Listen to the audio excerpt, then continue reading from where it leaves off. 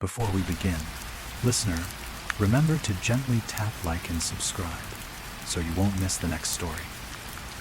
Tonight, I'll take you through the quiet halls where the walls still breathe, where every sound means something, even when no one's there to make it. 5 stories, each one a whisper left behind by those who never truly left. So, turn down the lights, lie still, and listen carefully, because some sounds don't stop when you wake up. Story 1. The Whispering Canopy. The Shao Valley stretched beneath me like a long, shadowed wound carved into the mountains. It was the kind of place where mist clung low to the tree line, drifting between the trunks as if searching for someone to hold on to. Every patrol brief warned us the valley swallowed sound, but I didn't truly understand what that meant until the night everything changed. I had been moving slowly beneath the towering canopy, my boots sinking into soil still soft from the evening rain.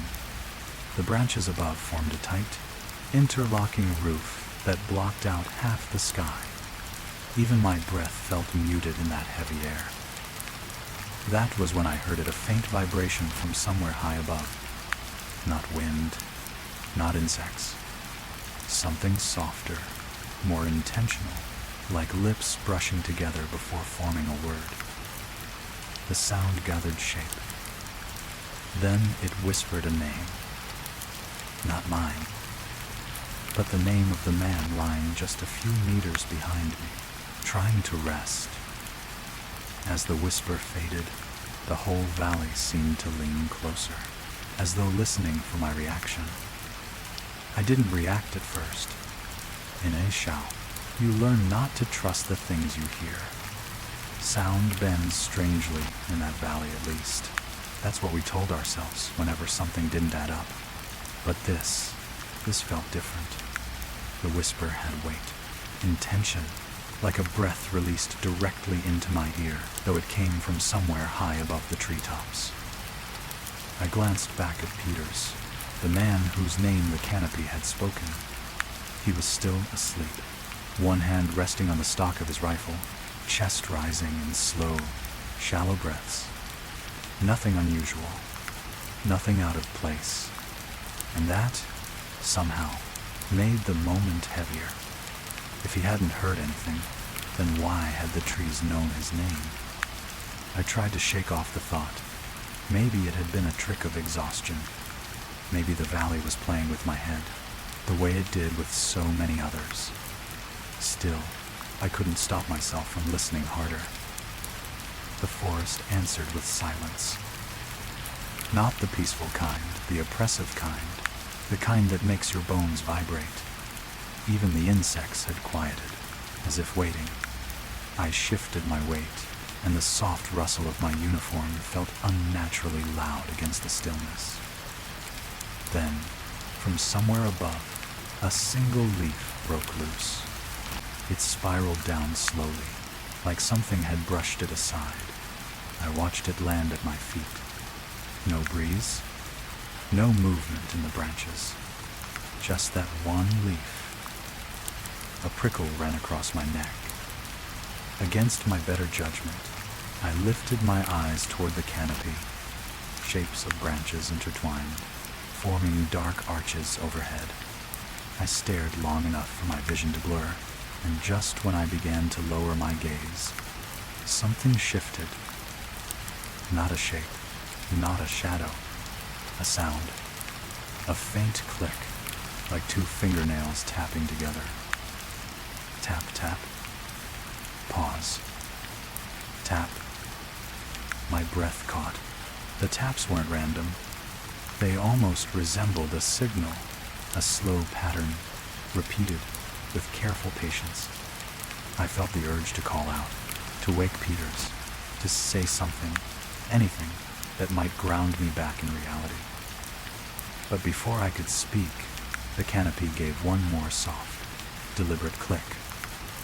And then it whispered again. This time, it didn't say a name. It simply said, "Closer. Ours." The word glided down through the leaves with a calmness that chilled me more than any threat could. I didn't move. I barely breathed. Yet the forest seemed convinced I had taken a step toward it. As I crouched there, frozen, I began to realize something I didn't want to admit. The valley wasn't just swallowing sound. It was listening. The word closer clung to the air longer than any whisper should. It didn't fade so much as dissolve, sinking into the valley's thick silence until I couldn't tell whether I'd truly heard it or merely remembered it too clearly. But something in the darkness above me had changed. The canopy no longer felt like a ceiling of branches. It felt like an attention, steady and fixed, waiting for me to respond. I stayed low, steadying my breath. Peter still slept. The forest still held its suffocating quiet, yet a tension pulsed through the air, subtle at first, like pressure building behind a door you haven't opened yet. Then the sounds began. At first, it was a single, soft rustle, drifting from somewhere high in the crown of the trees. I told myself it might be a bird shifting on a branch. But then another rustle followed, and another, each one heavier, slower, spaced too deliberately to be the fluttering of anything with wings. The noise moved above me in a slow arc, as though something large was circling overhead. I kept my eyes down, refusing to look up again. Whatever was in the canopy wanted attention, and I wasn't ready to give it mine. A low creak joined the rustling wood, bending under weight. Branches shouldn't creak like that unless something was shifting over them. I swallowed hard. The creaking settled, and for a moment I dared to hope it had stopped. But then came the next sound, a soft, rhythmic drip, as if moisture were falling from high above. Drip, drip, drip. I reached out, letting a drop land on the back of my hand. It wasn't rainwater. It was too warm.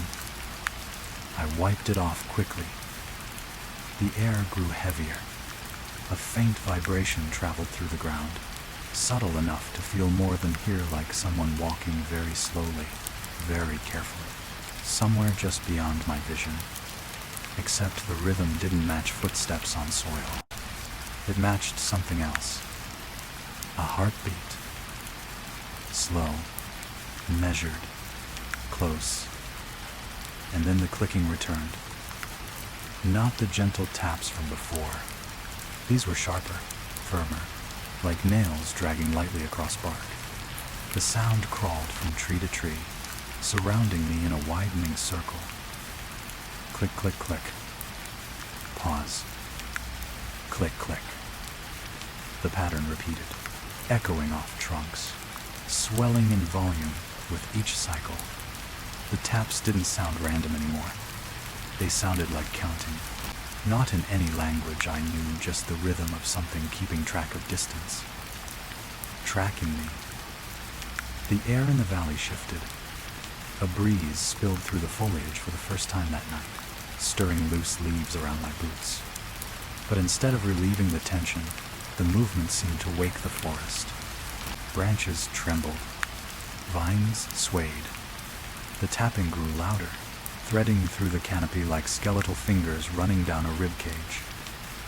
Behind me, Peter stirred in his sleep, mumbling incoherently. The canopy hushed instantly, as though listening to him. The tapping halted. The rustling stilled. Even the breeze seemed to draw back in fear. Then the whisper came again, no longer faint, a low, drawn-out voice weaving through the leaves. Closer, closer. It didn't sound like a request. It sounded like a correction, spoken because the forest believed I hadn't understood the first time. I clamped my jaw shut.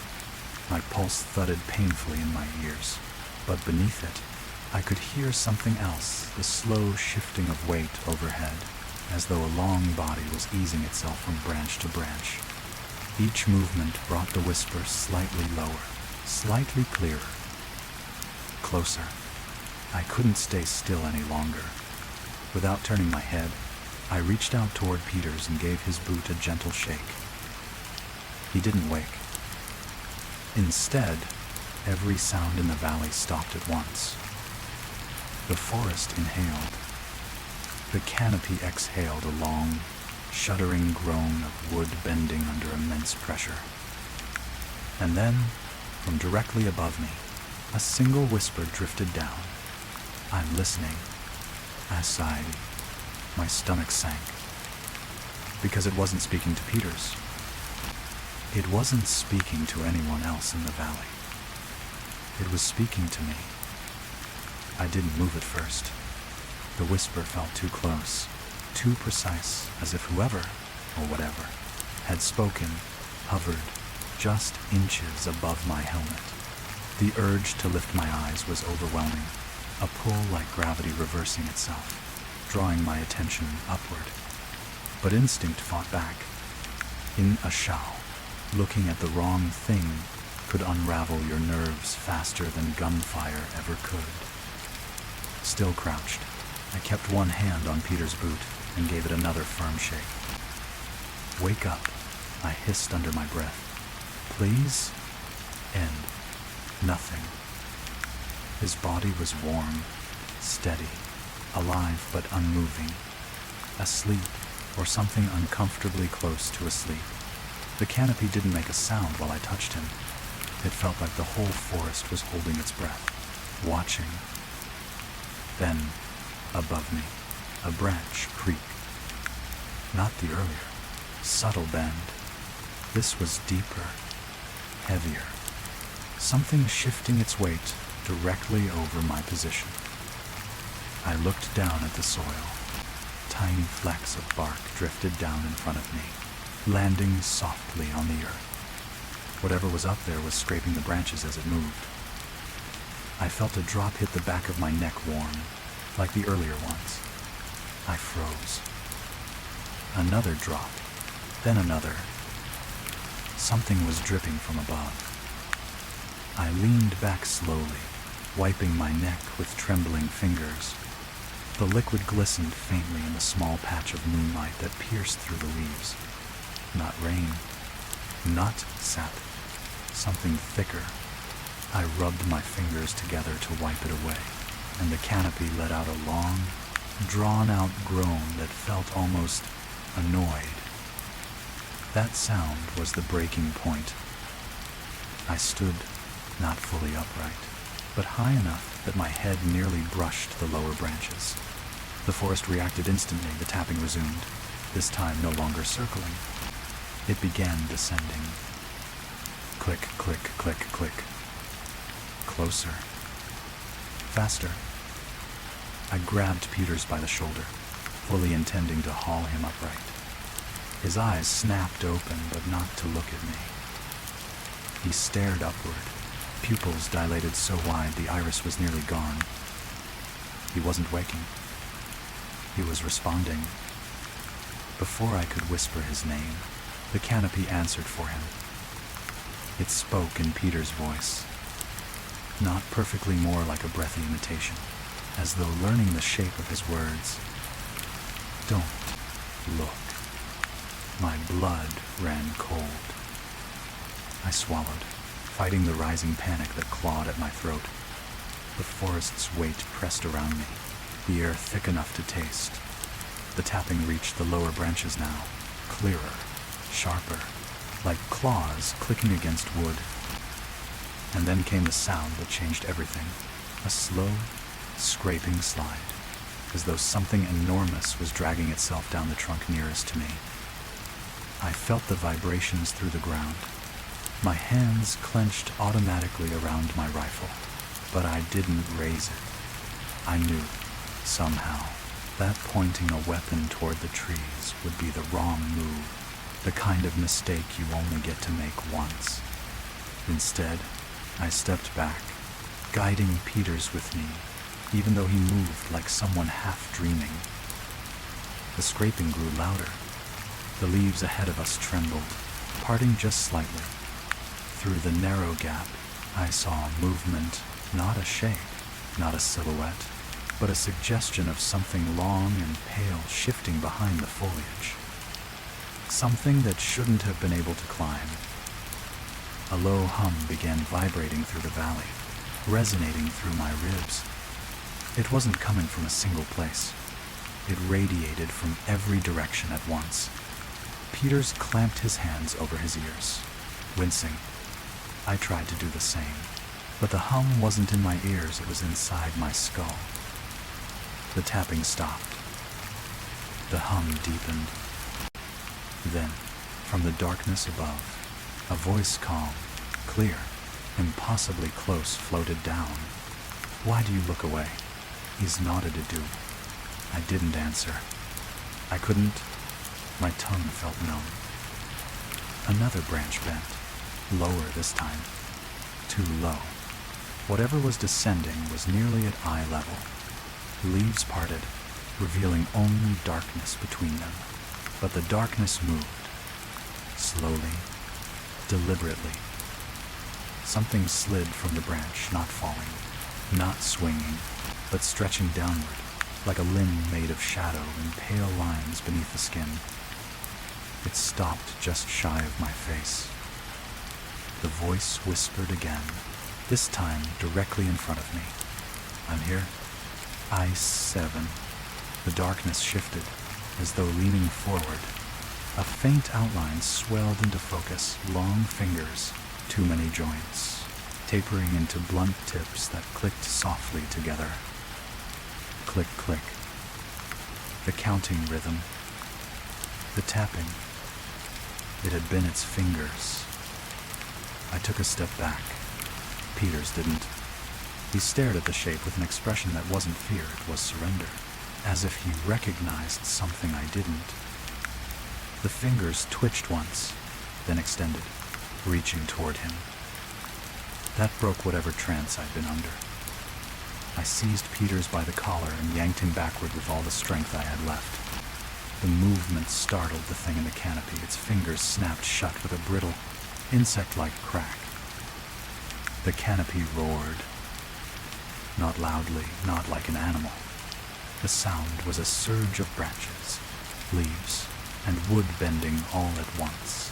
A violent shudder of the entire tree line, as though the forest itself lunged. I didn't think. I didn't plan.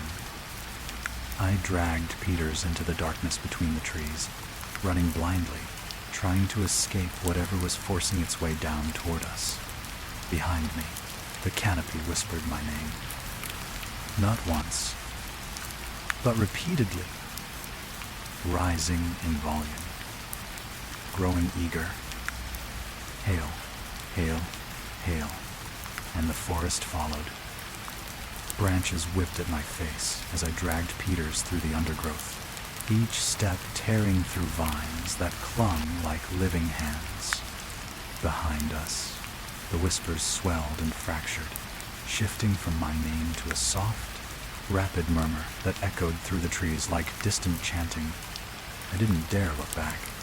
The sound alone told me the canopy was moving faster than any wind could carry it. Only when the ground dipped unexpectedly beneath my boots did I realize we'd reached the edge of a shallow ravine, its floor blanketed with wet leaves and broken bamboo. I half stumbled, half fell down the slope, pulling Peters with me. We slid until the earth leveled out again, landing in a thicket so dense the moonlight barely touched the ground.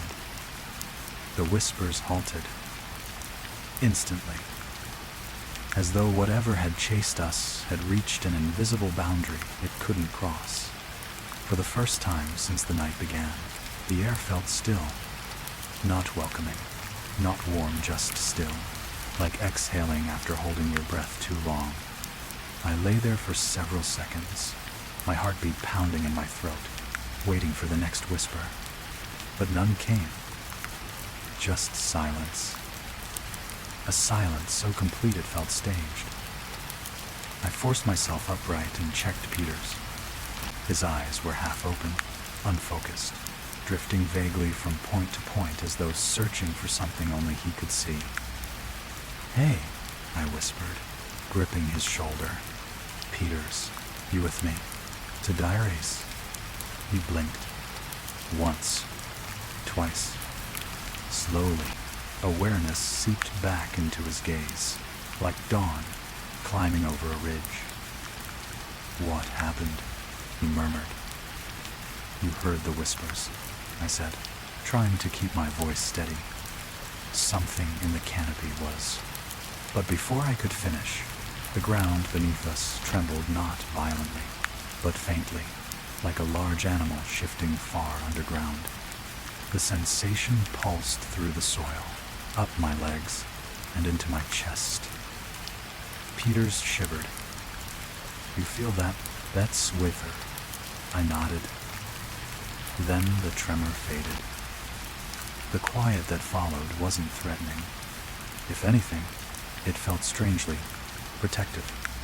The trees around us leaned inward, their branches forming a low arch that shielded us from the canopy above. The air was cooler here, touched by the scent of wet earth rather than the heavy humidity that filled the rest of the valley. For a moment, I allowed myself to believe we'd found safety, a pocket of the forest the thing above couldn't enter. I took a long breath, letting the tremble leave my hands. We wait here, I whispered. Let the night pass. Morning light might change something. Fractions to 70. Peters nodded weakly and settled onto a fallen log. His breathing slowed, returning to something approaching normal. I sat beside him, resting my rifle across my lap, listening to the quiet. Minutes passed, then more. Still no sound from the canopy. Relief crept into my chest, hesitant and fragile. I dared to look upward. The canopy above the ravine was thinner, broken in places where the branches didn't fully interlock. I could even see patches of sky pale silver through drifting mist. The sight comforted me more than it should have. I turned to Peters. You really don't remember hearing your name? I note. He frowned, rubbing his temples. I thought I dreamed something. A voice. Far away. I didn't think it was real. End quote. It was real, I muttered. He looked at me, then really looked, and something like fear flickered across his face, brief but unmistakable. Hail, he said quietly. Why did it know my name? It was Barris. I didn't answer, because I didn't know. The question gnawed at me. The forest shouldn't have known anything about us. Names, voices, movements, and yet something had spoken like it had been listening for days. I don't think it can reach us here, I said, trying to sound more confident than I felt.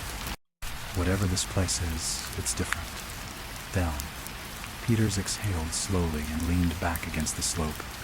His shoulders sagged, exhaustion finally dragging at his limbs. For the first time in hours, calm settled over us.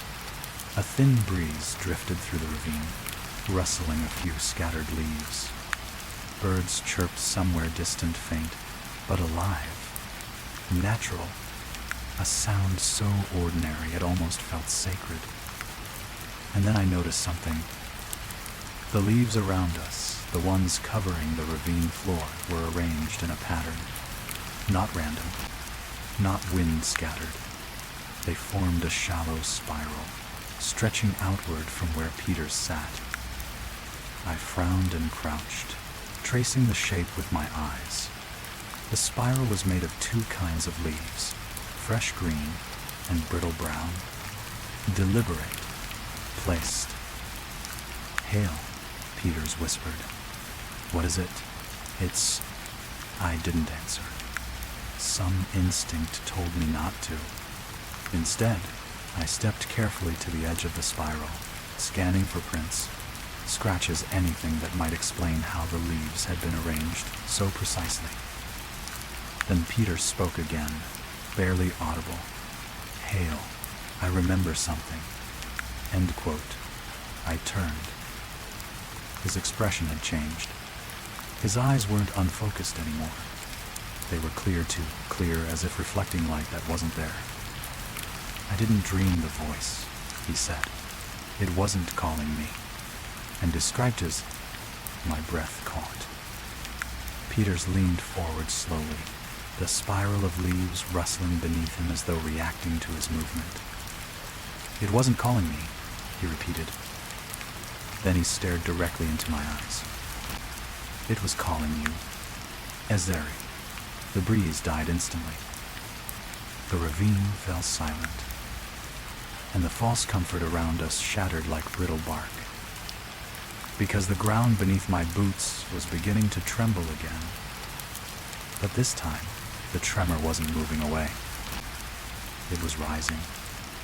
The tremor deepened, no longer subtle, no longer distant.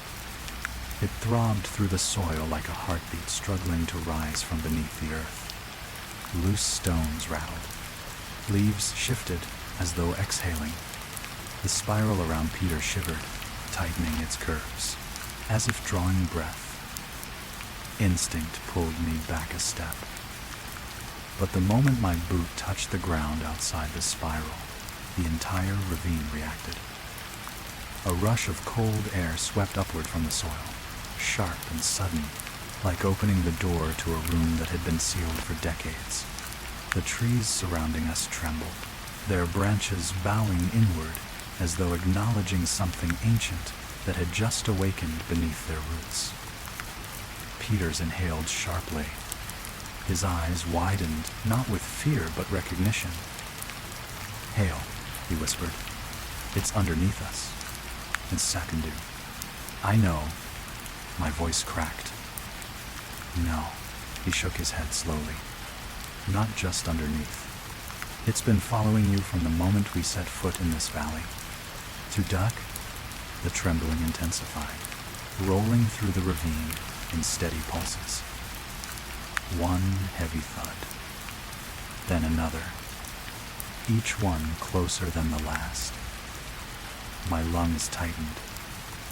"It's coming up," as to have. The ground directly beneath the center of the spiral bulged, then settled, then bulged again, as if something massive were pushing upward and testing the strength of the soil. Cracks spread outward like branching veins. "Get up," I hissed. "Peters, get up." To Frest. But he wasn't moving. His limbs hung slack, his body trembling as though held by invisible hands. "Hail." His voice was barely audible. "I can't." The soil split open with a slow, grinding groan. A narrow fissure tore along the curve of the spiral, widening as dirt spilled inward.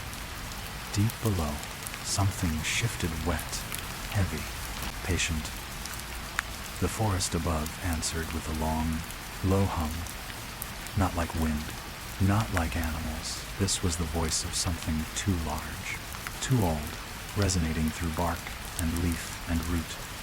The hum rolled downward into the ravine, urging the thing below to rise faster. I grabbed Peters under the arms, pulling with everything I had. He barely budged. "Hail," he whispered again, voice shaking. "It's calling you." "Not me." "Ractus." "I don't care," I yelled, louder than I meant to. "We're leaving. Now." Meyerly. The ravine disagreed. The fissure widened suddenly, the soil collapsing inward like a trap reopening. A rush of damp air blasted outward, carrying with it a faint, rhythmic clicking. Click, click, click. The counting. The same pattern that had circled us in the canopy. But this time, it was coming from below. A pale shape emerged through the crack, not a hand, not a branch, but something sinuous and long, like a tendril carved from bone-white bark. It slid upward with slow, deliberate grace, searching, feeling, learning. It touched the soil beside Peters, curling over a stone before retracting slightly, as if tasting the earth. I pulled harder, dragging him centimeters at a time. Sweat burned my eyes. The fissure deepened with a harsh, grinding noise. "Hail," Peter's voice broke. "It doesn't want me. It wants you. It's expressed to die." Another tendril rose from the crack. Then another. 3, 4. All pale, all jointed, all clicking softly in unison. They swayed like antennae, seeking the air. Seeking me. I made a choice I still don't fully understand. I stepped forward. Not because I wanted to, not because courage demanded it, but because every instinct screamed that running would only make the thing rise faster, that the only way to buy time for Peters, for myself, for anyone, was to stop being chased and finally face whatever the valley had been whispering about since the night began. The tendrils froze, sensing my movement. The clicking stopped. The ravine fell into absolute silence. I took one more step. The fissure widened in response, a deep groan echoing from below. A shape began to emerge, not fully, not clearly, just enough to make my breath catch.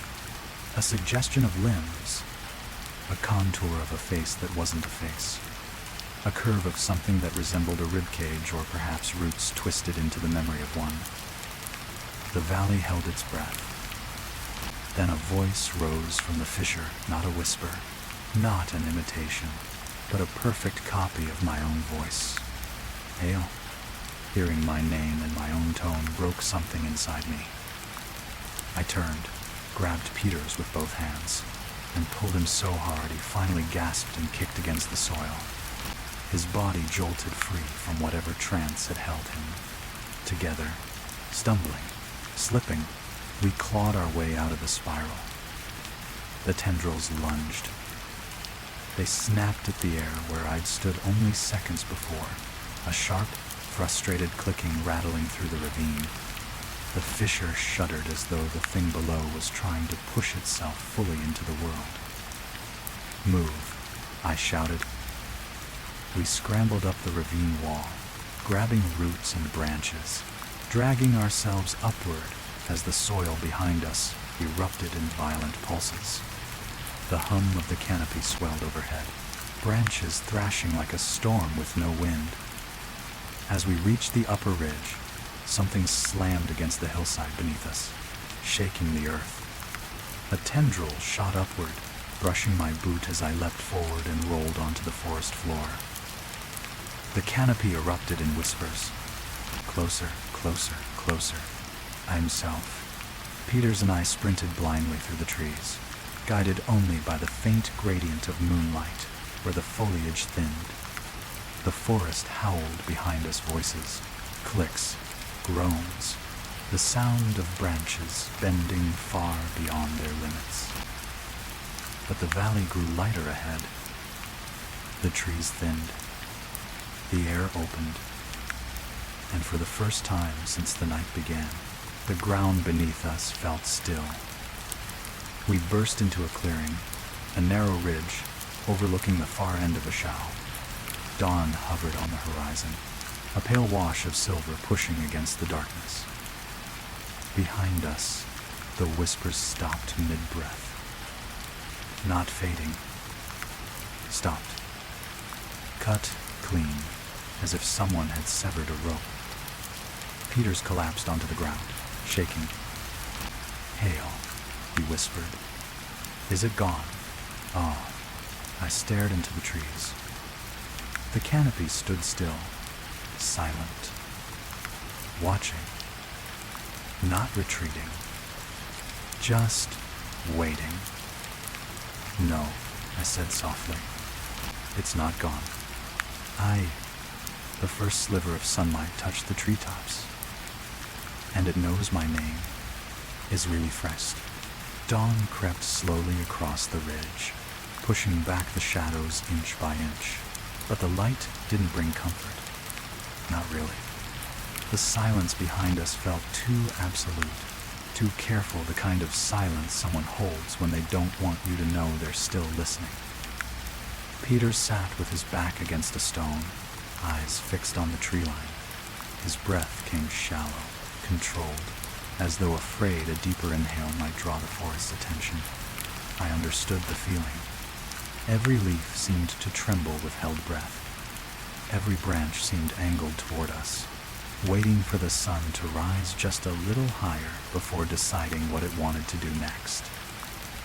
"We made it," Peters whispered, though he didn't sound convinced. I crouched beside him, scanning the valley. The canopy was still, utterly motionless, but the stillness felt staged, like a predator freezing when spotted. "I don't think it wanted to kill us," I murmured. The words tasted wrong the moment they left my mouth. Peters turned slowly. "Then what did it want?" "It saw." I didn't know. I didn't want to answer. But the truth sat heavy in my chest. It had whispered my name because it already knew me. It had followed us through the valley because it wasn't chasing. It was choosing. I looked down at my hands. Dirt. Sweat. A thin smear of pale dust from the tendril that had almost grabbed me. But beneath that, on the back of my wrist, barely visible in the early light, was a faint pattern. A tiny arrangement of green and brown flecks. A perfect miniature spiral. Just like the one in the ravine. It hadn't touched me. I had never stepped inside the center of the pattern. And yet the spiral was there, pressed into my skin like a memory the forest had left behind. A cold shiver crawled up my spine. "Hail," Peters whispered, voice cracking. "Your arm." "Asturia." I covered it quickly, but the pressure beneath my skin pulsed a soft, rhythmic throb. A heartbeat. Not mine. Somewhere in the valley behind us, the canopy rustled once. Just once. A gentle, deliberate shift, as though acknowledging the mark it had left. I stood slowly, staring into the trees as the sun climbed higher. The forest did not move again. It didn't have to, because it hadn't followed us out. It had sent something with me.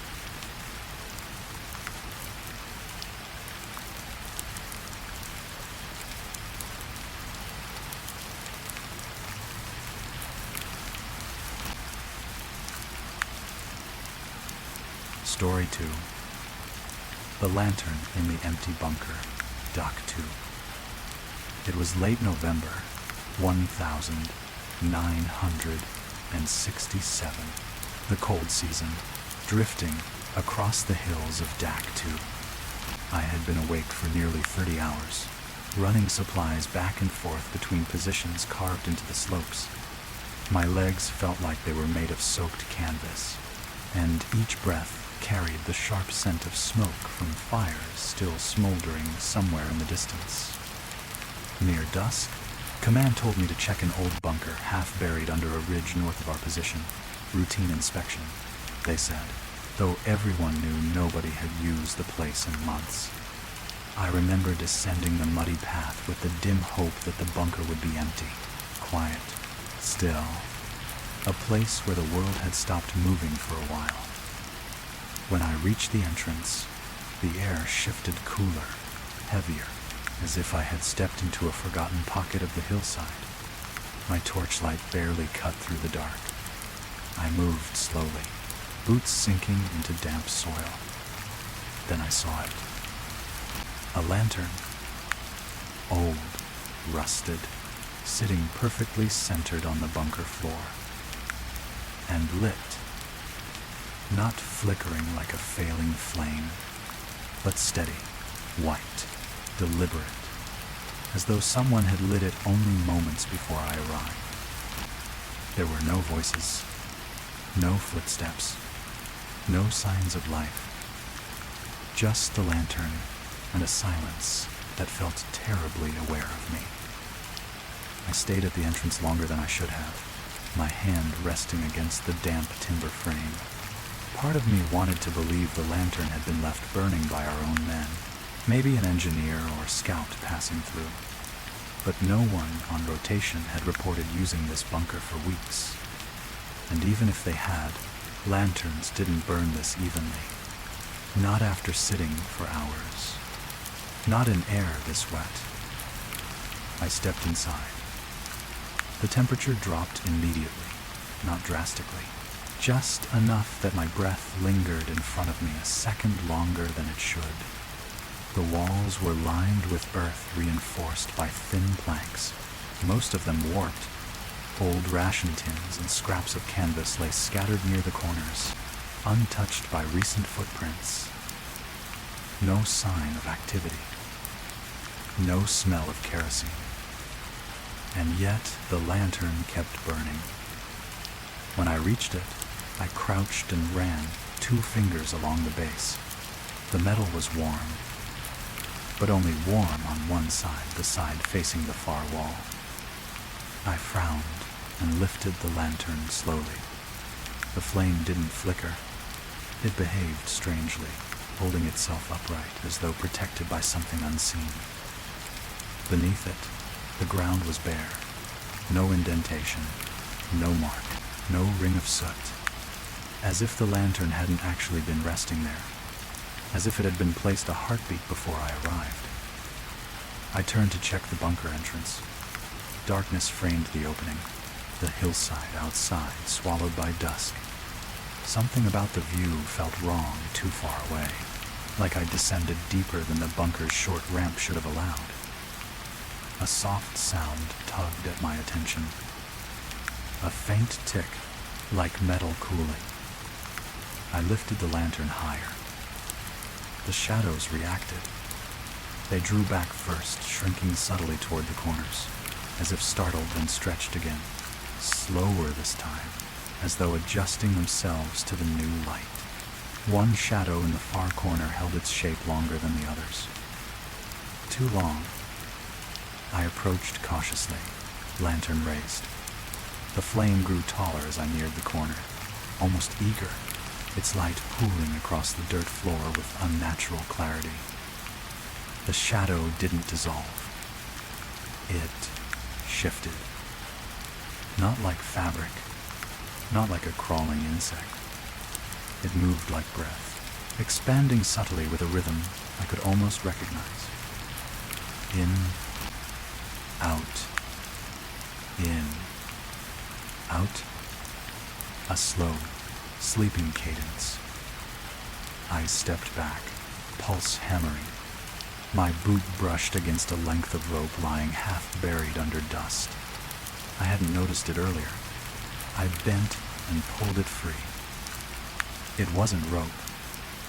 It was a wick nearly a meter long, cut clean at both ends. Same type used for lanterns like the one in my hand. So the lantern wasn't brought here fully prepared. Someone had assembled it inside the bunker. Recently. I swallowed hard. The shadow in the corner expanded again, just once, as though inhaling deeply.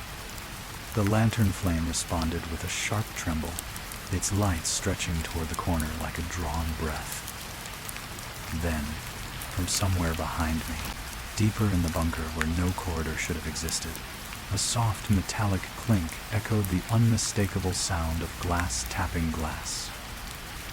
Another lantern, being lifted, or set down. I turned, lantern raised, heart thudding painfully. The bunker was suddenly darker than it had been only moments before, the wooden beams bending shadows into long, impossible angles. Something shifted behind them, slow, deliberate, aware. And then the smell hit me. Not damp earth. Not mold. Kerosene. Fresh. I tightened my grip on the lantern, breath shallow. Someone wasn't just in the bunker. Someone had been waiting for the light I carried. The smell of kerosene thickened with every breath, seeping into the cracks of the bunker like fog rising from the ground. I held my lantern higher, forcing its trembling light into the deeper shadows. The air felt tighter now, as if the bunker walls were leaning inward, listening for the slightest sound I might make.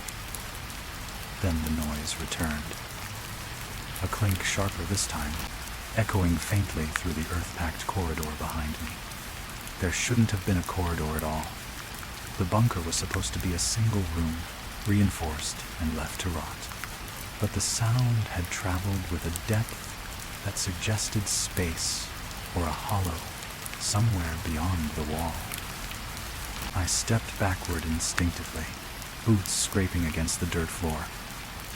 The lantern's flame flickered. Once, twice. Then it swelled, brightening, as though reacting to something I couldn't see. Behind me, the shadows thickened. A soft scrape drifted through the darkness, metal on stone, rhythmic and slow. I imagined someone dragging the base of a lantern across the bunker floor, tracing circles, marking time. Each scrape grew slightly louder, slightly closer. Scrape, pause. Scrape, pause. The sound crawled up my spine. I turned toward the entrance, tempted to run, but the doorway looked farther away than before, as if the bunker had stretched, lengthened, swallowed the slope outside. I blinked hard. The distance didn't change. A second clink sounded directly behind my left shoulder. I spun, holding my lantern out like a shield. The flame flared violently, casting long, trembling beams across the packed earth walls. In that sudden surge of light, I saw something I hadn't noticed before. Soot trails. Thin lines of soot running up the wall, curving like the path of smoke from a lantern carried too close to the surface. Dozens of trails, some fresh, some faint, all leading upward toward the ceiling beams. But there was no soot on the ceiling. Only wood clean, untouched, silent. The scraping intensified, no longer steady. It grew erratic, like someone dragging the lantern base faster, harder, impatient. The sound bounced off the walls, collapsing into itself, impossible to pinpoint. My pulse hammered so loudly I nearly missed the next sound. A breath. Not mine. Not the wind. A long, slow exhale coming from the far corner, the same corner where the shadow had pulsed earlier like a sleeping chest. The lantern in my hand reacted again. Its flame leaned sharply toward the corner, as if something were drawing the light toward itself. I took a step back, heart pounding. The flame stretched further. A thin ribbon of smoke curled upward, twisting unnaturally, pulled in the same direction. Then the breath turned into a whisper, a faint, trembling murmur threading through the bunker. Another light. I froze. The whisper wasn't hostile. It sounded almost disappointed. You brought another light. The room darkened on the edges, shadows thickening like ink spilled in water.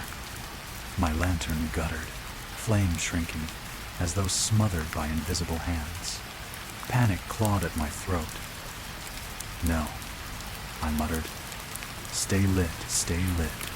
But the flame dimmed anyway. Another clink rang out, not behind me this time, but below. I looked down. At my feet, half buried beneath loose soil, sat a second lantern. Old, rusted, identical to mine.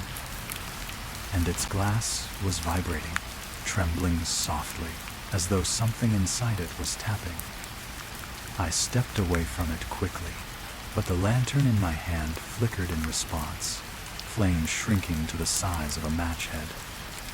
The whisper returned, now drifting from every wall at once. Light, light, bring it closer. The shadows surged toward me. Long, thin tendrils of darkness spilled across the floor, creeping toward my boots. My breath hitched as the temperature dropped sharply. The scraping behind the walls grew frenzied.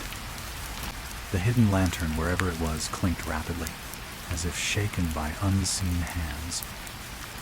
And then, with no warning, every shadow in the bunker snapped toward me, converging at my feet like a swarm. My lantern burst into bright, violent flame, almost blinding me. The shadows recoiled instantly, but didn't retreat far. They hovered, trembling, circling me like vultures waiting for a moment of weakness. The whisper returned one last time, soft and coaxing. Come to the back, bring the light. The scraping behind the wall stopped. Silence fell like a dropped curtain. Then, a door opened. A door that hadn't been there a moment before. A thin, vertical slit in the far wall, glowing faintly with the reflection of another lantern's flame. A flame that was swaying, breathing, waiting for me to step closer. The slit in the wall shouldn't have been possible. I knew every old map, every sketch of this bunker. There was no reinforced tunnel, no side chamber, nothing beyond that wall except hillside and clay. Yet the narrow opening glowed faintly, as though illuminated from deep within the earth. The light inside didn't move like firelight. It pulsed, ice slow, steady, rhythmic, almost like breathing behind a thin sheet of cloth. My own lantern trembled in my grip, the flames stretching toward the slit in long, eager lines. The shadows around me tightened, pressing against the walls as if clearing a path. I swallowed hard, forcing a whisper through a dry throat.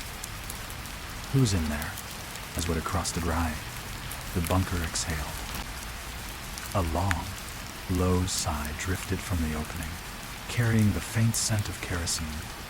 Then a soft clinking sound echoed from inside glass tapping glass, metal brushing stone. It was the same rhythm I had heard since entering, only closer now. Clearer.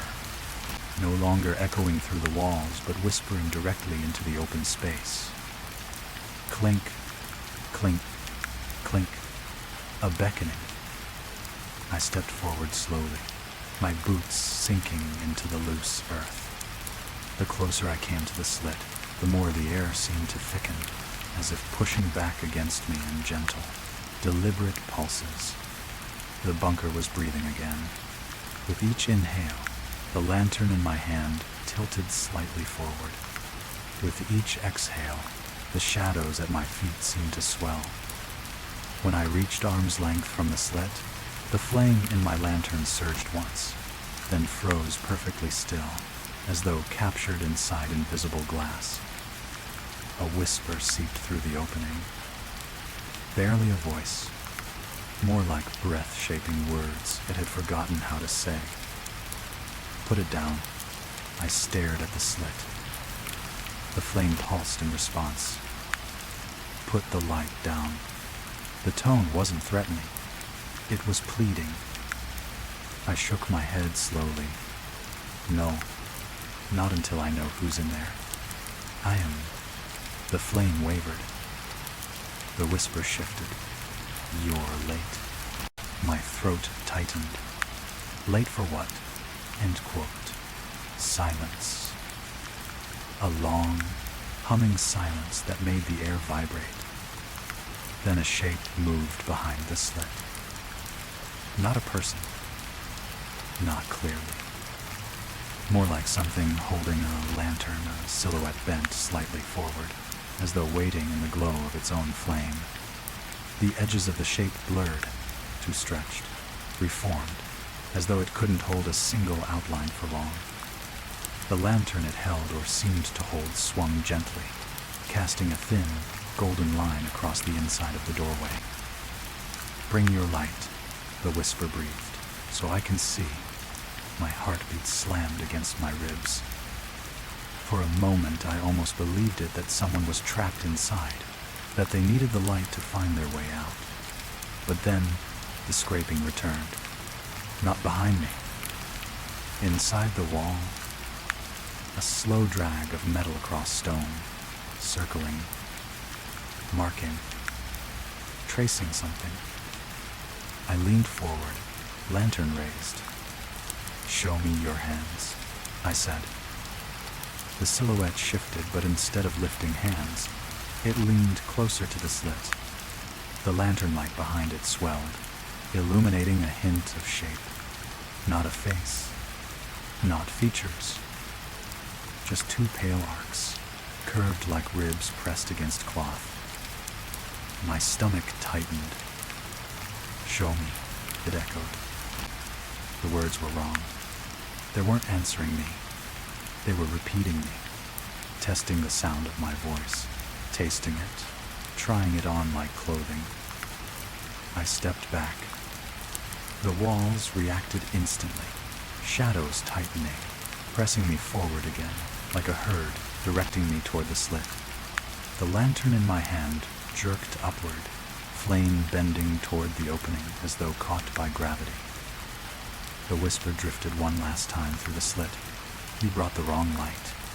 Before I could react, the lantern in the silhouette's hand flickered a single stuttering pulse and then brightened so sharply it cast a perfect silhouette onto the wall inside.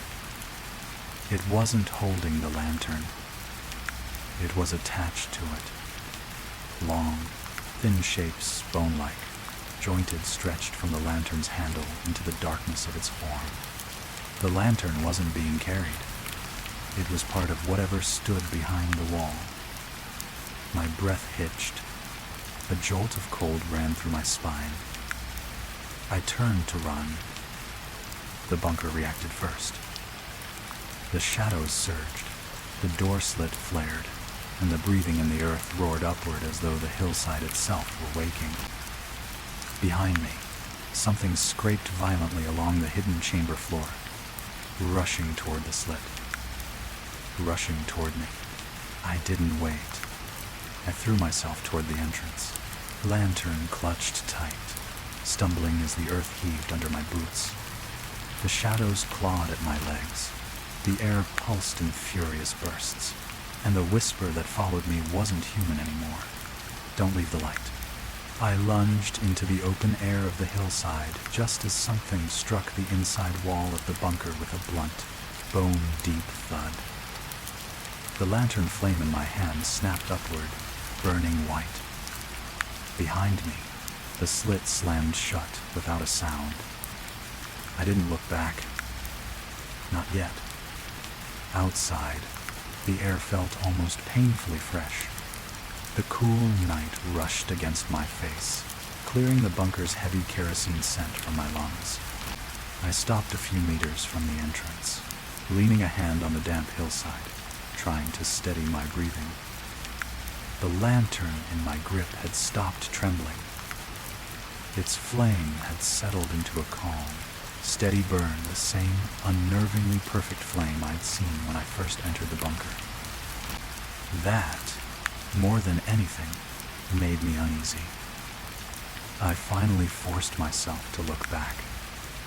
The bunker entrance sat quietly against the slope. Nothing unusual about it now. No slit in the wall. No glow from inside. Just the shadows of uneven timber and packed soil. It seemed impossible that moments earlier something had been trying to tear its way through the earth to reach me. I stepped backward again, boots crunching softly on gravel. The valley exhaled. The air was humid and still, but the tension that had gripped the bunker wasn't present out here. Crickets chirped. Leaves shifted gently in the branches above. A distant thump echoed from farther along the ridge, maybe artillery, maybe thunder, but it all felt mundane compared to the suffocating darkness I'd just escaped. For the first time that evening, I let myself believe I'd been imagining it. Lack of sleep, too many hours under stress, a month of half rations and broken nights. Maybe the lantern was real, but the rest, shadows can play tricks. Sound travels strangely underground. I exhaled through my teeth, almost laughing. Then I noticed the wick. My lantern, the one I had held the entire time now, had a wick that stretched nearly a centimeter beyond the burner. When I left the outpost, it had been trimmed short. I remembered adjusting it before the march. I could swear on my own life it hadn't been this long earlier. I touched it with the tip of my finger. Warm, damp. Not with oil, with something else. I pulled my hand back immediately. The hillside behind me rustled. I turned, lantern raised. The flame brightened slightly, casting a clean circle of light over the trees. Nothing moved. Nothing shifted. Just branches. Just night. I started up the narrow path leading back toward the main track. Every few meters I checked over my shoulder, half expecting the bunker to twist itself open again. But the world stayed still. At the top of the slope, a faint drizzle began to fall, a cold, fine mist. It pattered gently against the lantern glass, but the flame didn't even twitch. Not a flicker, not a sputter. It was unnatural. Lanterns weren't supposed to ignore wind and rain. My nerves tightened again. I placed the lantern on the ground, watching the flame for a long moment. It stayed perfectly upright, as though encased in an invisible globe. I touched the handle. Warm. Too warm. I stepped back. A drop of rain struck the lantern glass and slid off instantly, not leaving a streak, not cooling the metal. The droplet evaporated before reaching the burner. No, I whispered to myself. You're not normal. 2 rolls. I took another step back, leaving the lantern sitting alone in the middle of the narrow trail. For several seconds, I just watched it. Nothing happened. The flame stayed calm, serene, pure. I let out a breath I didn't realize I'd been holding. Maybe I had escaped. Maybe whatever lived in that bunker was bound to it, unable to cross the threshold. Maybe a faint glow appeared down the path. I stiffened. Not a flare. Not a cigarette ember. Another lantern. Farther down the trail, half hidden by tree trunks, a second lantern's flame wavered in the shadows. Its light flickered weakly, struggling, guttering like someone was carrying it in an unsteady hand. My breath froze, because the flame wasn't flickering from movement. It was flickering in response to my lantern as though calling to it. The weak flame dimmed once, then answered with a brief, bright pulse. My lantern pulsed back. I stumbled backward, shaking my head. No, no, no. The distant flame brightened again, a slow, deliberate swell. My lantern responded with a perfect, steady glow, as though the 2 flames were recognizing each other. The forest grew strangely quiet. The rain softened. Every insect seemed to hush at once. Then a voice drifted up the slope, faint, tremulous, barely a breath. You left the light. Not from behind me. Not from the bunker. From the direction of the second lantern. It flickered once more, then began moving, slowly, up the trail toward me, and the forest closed in around the path. branches bending inward, guiding me toward the two approaching lights. For a moment, I couldn't move. The approaching lantern swayed gently between the trees, its weak flame pulsing in perfect rhythm with the bright, unwavering light behind me.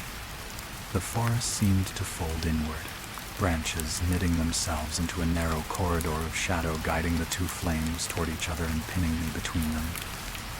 My instinct was to destroy my lantern right then, smash it against a rock, snuff the flame out completely.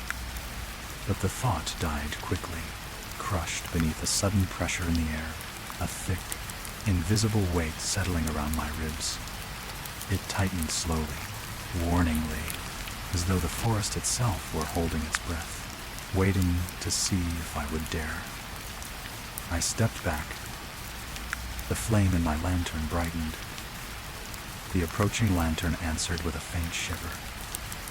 The voice followed a moment later, broken, wavering, as if spoken through a long, thin pipe buried deep in the hillside. "Don't leave it." I recognized the tone. The same voice that had urged me inside the bunker. Not human. Not even close. The corridor of branches narrowed further, bark creaking softly as trunks leaned closer. They weren't growing, they were moving, bending toward each other like ribs tightening around a chest. Behind me, my lantern gave a sharp pulse, as if tugged forward by an unseen hand. "No," I muttered through clenched teeth. "You're not taking me back in there." To static terror. But the forest disagreed. The pressure around my ribs tightened, forcing my breath shallow. My lantern jerked in my hand, not violently, but insistently, as though something were trying to guide my arm downward, back toward the trail leading to the bunker. The second lantern drifted closer, weaving between tree trunks. For the first time, I noticed there was no one carrying it. No arm, no body, no silhouette. Just a pale flame hovering at chest height, moving with the slow sway of a lantern held by invisible hands. My skin crawled. I stepped away from it, boots slipping on wet leaves. The lantern in my hand glowed brighter, almost painfully bright. The other lantern answered by flickering rapidly, light thinning until I could see a faint shape inside the flame. Not a wick.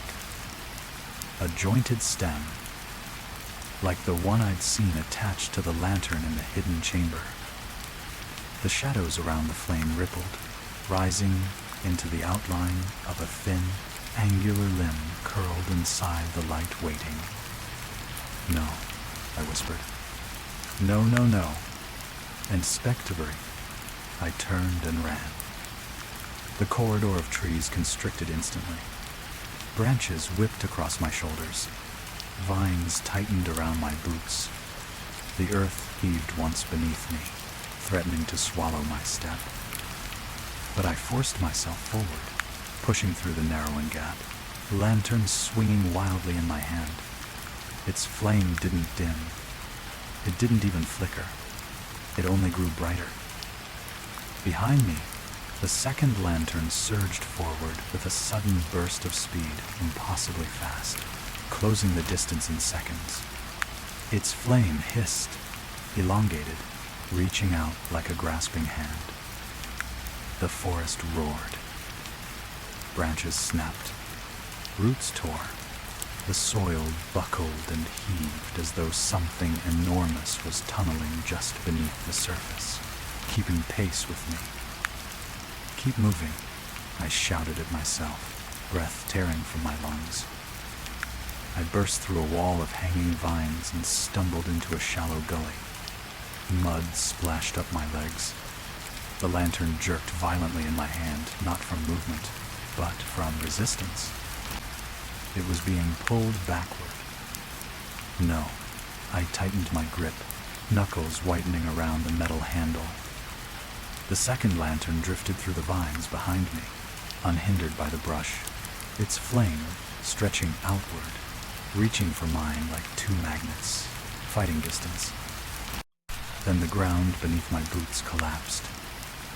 I fell hard, not into a pit, not into a hole, but into a shallow depression where the soil crumbled like ash. My body jerked as something caught my ankle. A tendril. Pale, jointed, the same bone-like material I'd seen beneath the bunker.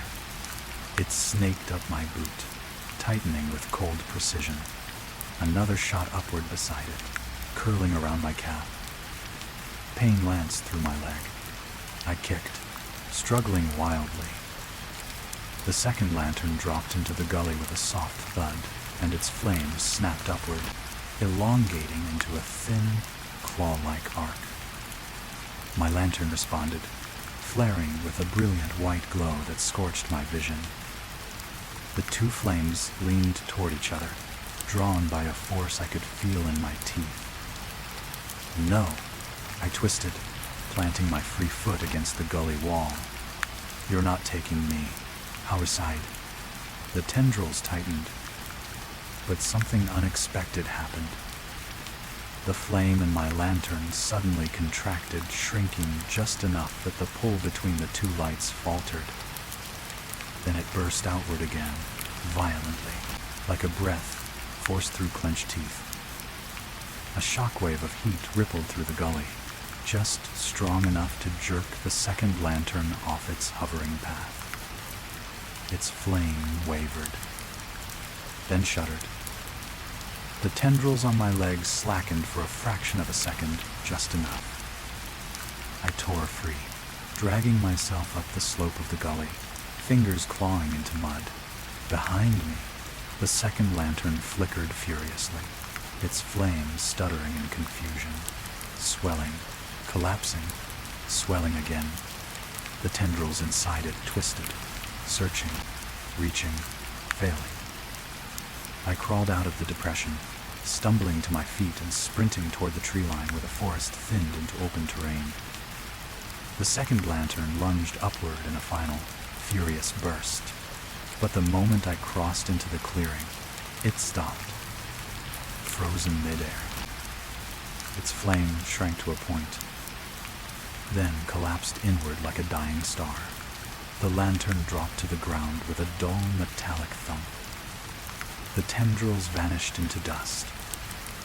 Silence swallowed the forest. I staggered into the open clearing, chest heaving. My lantern, the original one, still burned. Still perfect. Still impossibly steady. But now, for the first time, its flame wasn't bright. It was dimming, slowly, as though something inside had finally stopped breathing. Its wick curled inward, blackening. The glow faded, and just before it went out entirely, the flame whispered, in the same trembling voice from the bunker, "Too late. The lantern died." And the darkness in the trees behind me took a single, deliberate breath. The clearing should have felt safe without the lantern's glow, but instead the darkness settled around me in a slow, deliberate fold, as though the forest had taken a moment to inhale, to gather itself, to remember exactly where I was standing. I backed away until my shoulders brushed the rough trunk of a tree. My pulse thudded painfully loud, echoing inside my skull. The second lantern, the one that had chased me, lay overturned at the edge of the gully, its metal casing still warm enough to send up faint curls of steam. Nothing moved. Nothing breathed. At least, not visibly. Then, from somewhere beyond the line of trees, a faint glow flickered. A third lantern. Its light was weak, trembling like a dying ember, barely visible through the trunks. It didn't move closer this time. It just hung there, suspended in the dark, swaying gently side to side as though caught in a breeze that didn't touch the leaves around it. "No," I whispered. "You can't be real." End Krause. The lantern pulsed once, then a second light appeared beside it, then a third, then a fourth. One by one, tiny flames blinked into existence, forming a scattered line farther up the trail, as if marking a path only I was meant to see. Some flickered, some burned clean and steady. A few tilted at odd angles, as though being carried by hands too thin, too long. I forced myself to step away from the tree. The lanterns didn't move. They simply waited. Then a whisper drifted through the clearing quiet, breathy, close enough to raise every hair on my arms. You left one behind. I froze. Another whisper followed, overlapping the first. Come back and bring your light. My lungs tightened. I looked down at the extinguished lantern I still held.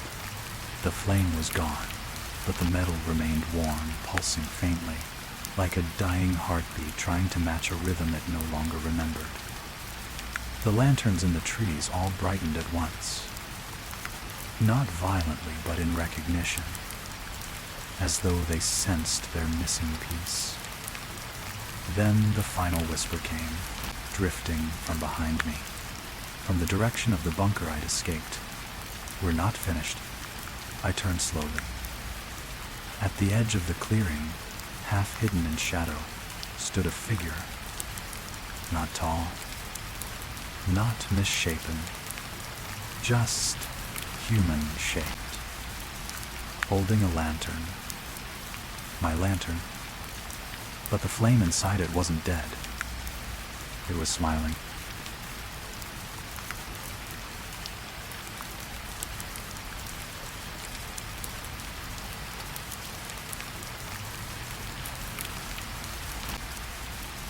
Story 3. The Cots That Breathe, Quang Tri Field Hospital. The field hospital outside Quang Tri never slept. Even past midnight, when the generators sputtered and the canvas walls fluttered with the weak coastal wind, there was always movement stretchers coming in, whispered reports, the faint rattle of metal trays. That night, July 1971, I was the only medic assigned to the overflow tent. 12 empty cots arranged in 2 neat rows, each one a reminder of the patients we'd lost that week. I'd intended to grab a few minutes of rest, maybe close my eyes, and let the hum of the lights settle the ringing in my ears. But the moment I stepped inside, I knew something was wrong. The air felt warmer than outside, heavier, as if the tent had been sealed for hours. My first thought was that the generators were failing again until I noticed the cots. The canvas on the nearest one rose slightly, then fell, then rose again. A slow, steady rhythm, almost like breathing. I stood perfectly still, listening. There was no wind, no one walking outside, no pressure change from the canvas walls. Just the soft, unmistakable sound of fabric shifting in and out, in the exact cadence of a sleeping chest. Then the cot beside it began to rise too. One, then another, then another, as though the tent remembered every soldier who had died in those beds and had decided not to let them go. At first, I tried to convince myself it was the heat. Canvas tents trapped warmth easily, and it wasn't unusual for fabric to shift if someone brushed past the outer wall. But the movement wasn't random. It wasn't the flutter of loose cloth or the tremble of a breeze. It was rhythmic, measured, intentional. I stepped closer to the nearest cot, careful not to let my boots scrape too loudly on the plywood floor. The canvas rose again slow, steady as though drawing in a breath. I leaned forward, holding my own breath to keep from disturbing the air. The cot fell, exhaled, then rose again. The hairs on my arms lifted. I reached out with the back of my hand and hovered it above the fabric, expecting warm air to escape through the weave. Maybe some natural draft caught underneath. Instead, a faint coolness brushed my skin, like the subtle shift of air when someone lies beneath a thin sheet. Except the cot was empty. I straightened quickly. A soft sound came from the far end of the tent. A sigh. Quiet. Barely audible. But definitely human. I turned sharply, lantern light swinging across the room. The third cot in the second row had begun to rise. The fourth followed, then the fifth. I counted them subconsciously, the way medics do when tracking vitals. 12 cots. 8, now, breathing. 2 was that? I should have left. I should have radioed someone, or at the very least checked outside to see if the heat or humidity was playing tricks on the structure. But a medic's work is habit. You approach, you assess, you observe. And some part of me still clung to the idea that science had to be behind this. So I walked down the aisle between the rows. Every cot I passed seemed to react to my presence. Not violently, nothing sudden. But their rhythms shifted subtly, as though adjusting to match my pace. Rise, fall, rise, fall. The entire tent felt alive, pulsing like a single organism. When I reached the far end, one cot caught my eye. The tag tied to its frame still held the name of the last patient who'd lain there, Sergeant Avery. He hadn't made it through the week. I stared at the tag, remembering his last hours. The wheezing, the desperate, uneven rise and fall of his chest. The cot beneath the tag rose again, but not like the others. Not slow. Not steady. It rose in short, shaky bursts. A pattern I recognized instantly. Avery's last breaths. My throat tightened. No, I whispered, stepping back. The cot shuddered softly, as if struggling for air. I clenched my fists, forcing myself to breathe. Logic told me it was impossible. But the tent was suddenly thick with memories, breaths I'd heard, pulses I'd counted, voices I'd tried to soothe. And one by one, the cots around me matched those rhythms. Some slow, some frantic, some almost peaceful. Then everything stopped. All 12 cots froze in place. No rise. No fall. Perfect. Unnatural stillness. A second later, the entire tent inhaled at once. Canvas bulged outward, then collapsed in a soft, unified exhale. My lantern flickered violently, and a whisper drifted from somewhere near the center of the room, not loud, not sharp, but painfully familiar. Doc, and friend. The voice wasn't Avery's. It wasn't anyone I recognized. It sounded like a soldier calling from beneath a blanket, half awake, half dreaming, and waiting for me to walk closer from. The whisper hung in the air long after the canvas had settled. It was faint, too faint to tell if it had come from a specific cot, or from the tent itself. I lifted my lantern higher, its glow pushing the shadows back only a little. The light felt weaker here, swallowed by something thicker than darkness. "Who's there?" I asked quietly, though my voice sounded muffled, like speaking underwater. No answer. Not immediately. Then the tent exhaled again. A slow, drawn-out sigh that made every cot tremble in unison. The canvas walls shuddered. The metal frames rattled softly. Even the wooden floorboards hummed beneath my boots, vibrating as though responding to a distant echo. I stepped back, pulse quickening. The first sound came from my right, a creak, the groan of stretched canvas. Then another from the left, then another behind me. All different pitches, different lengths, overlapping into a strange, synchronized rhythm.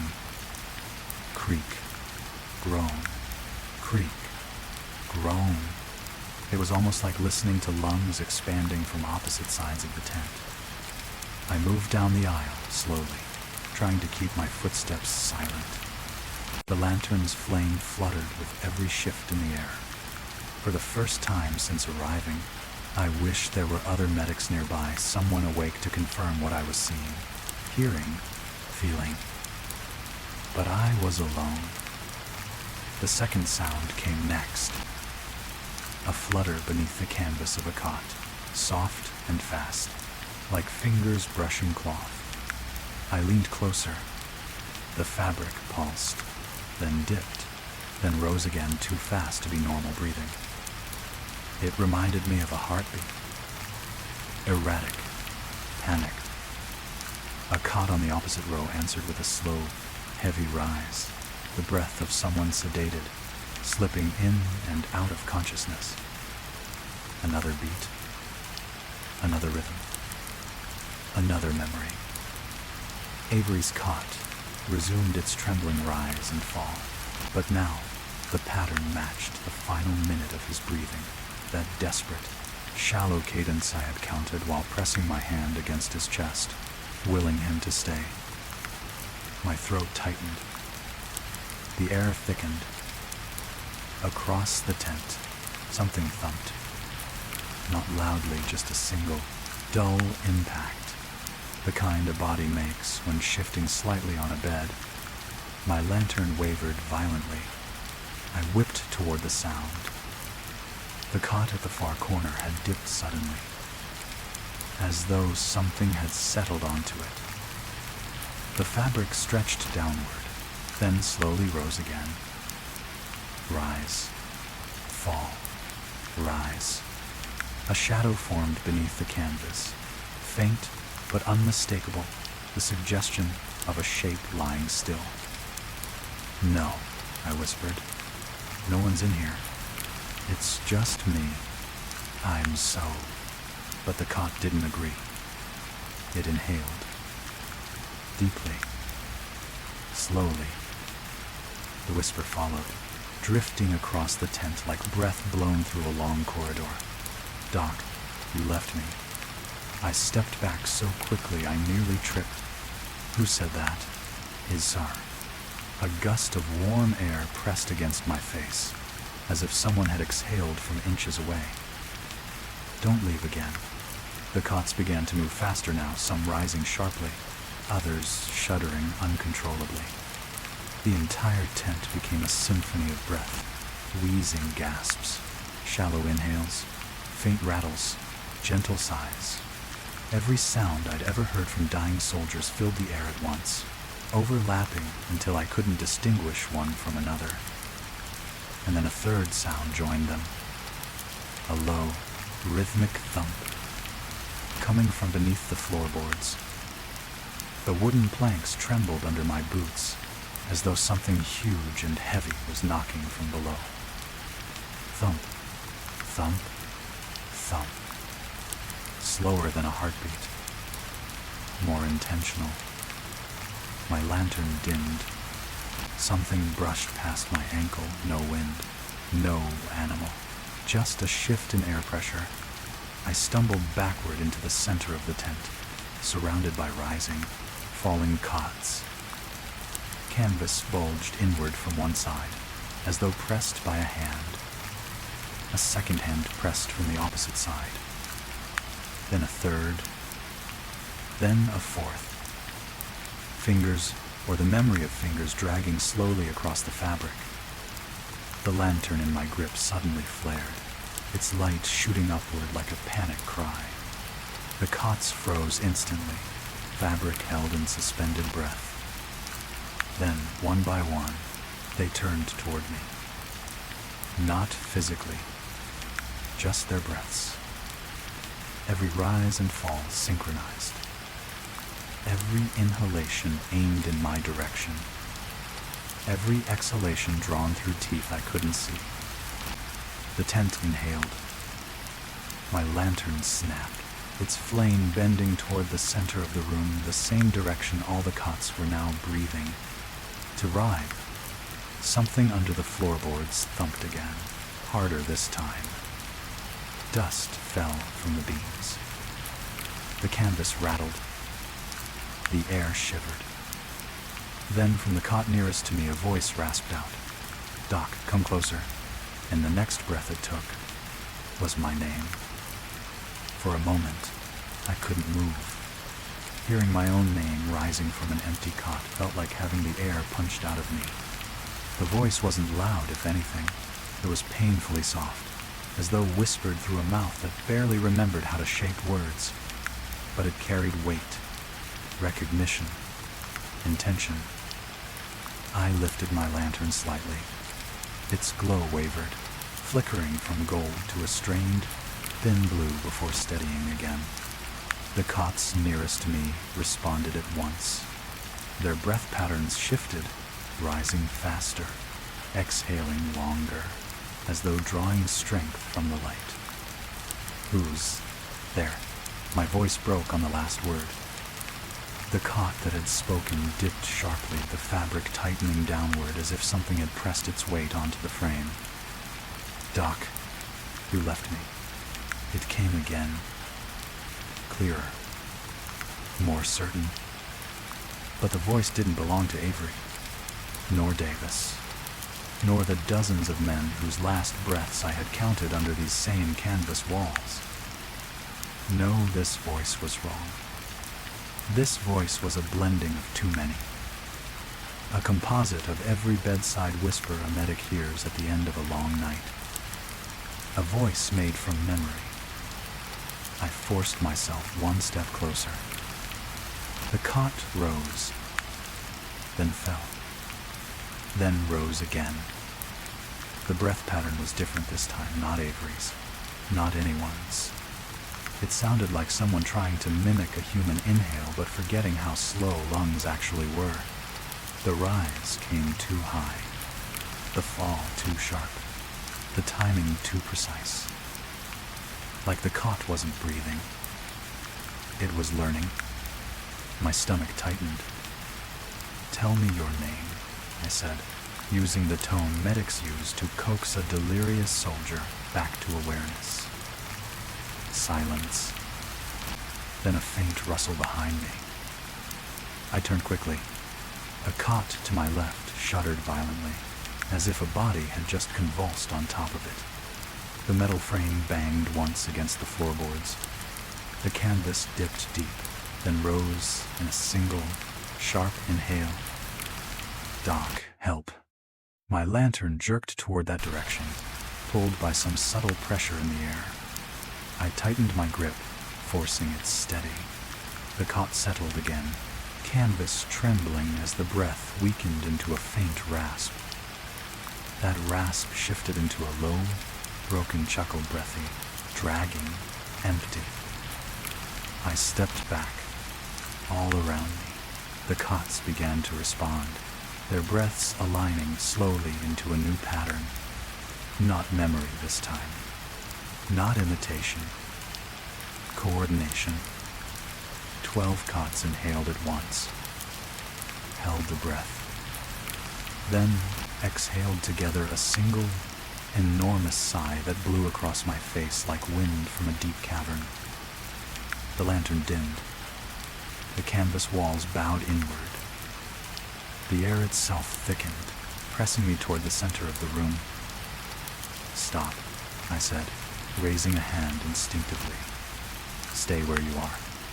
Till, at first, they obeyed. Too easily. Then the floorboards buckled beneath my boots. A deep, muffled thud came from below, stronger than before. Dust rained from the beams. A few loose nails trembled where they stuck through the timber. thud. Thud. Whatever was under the tent was closer now.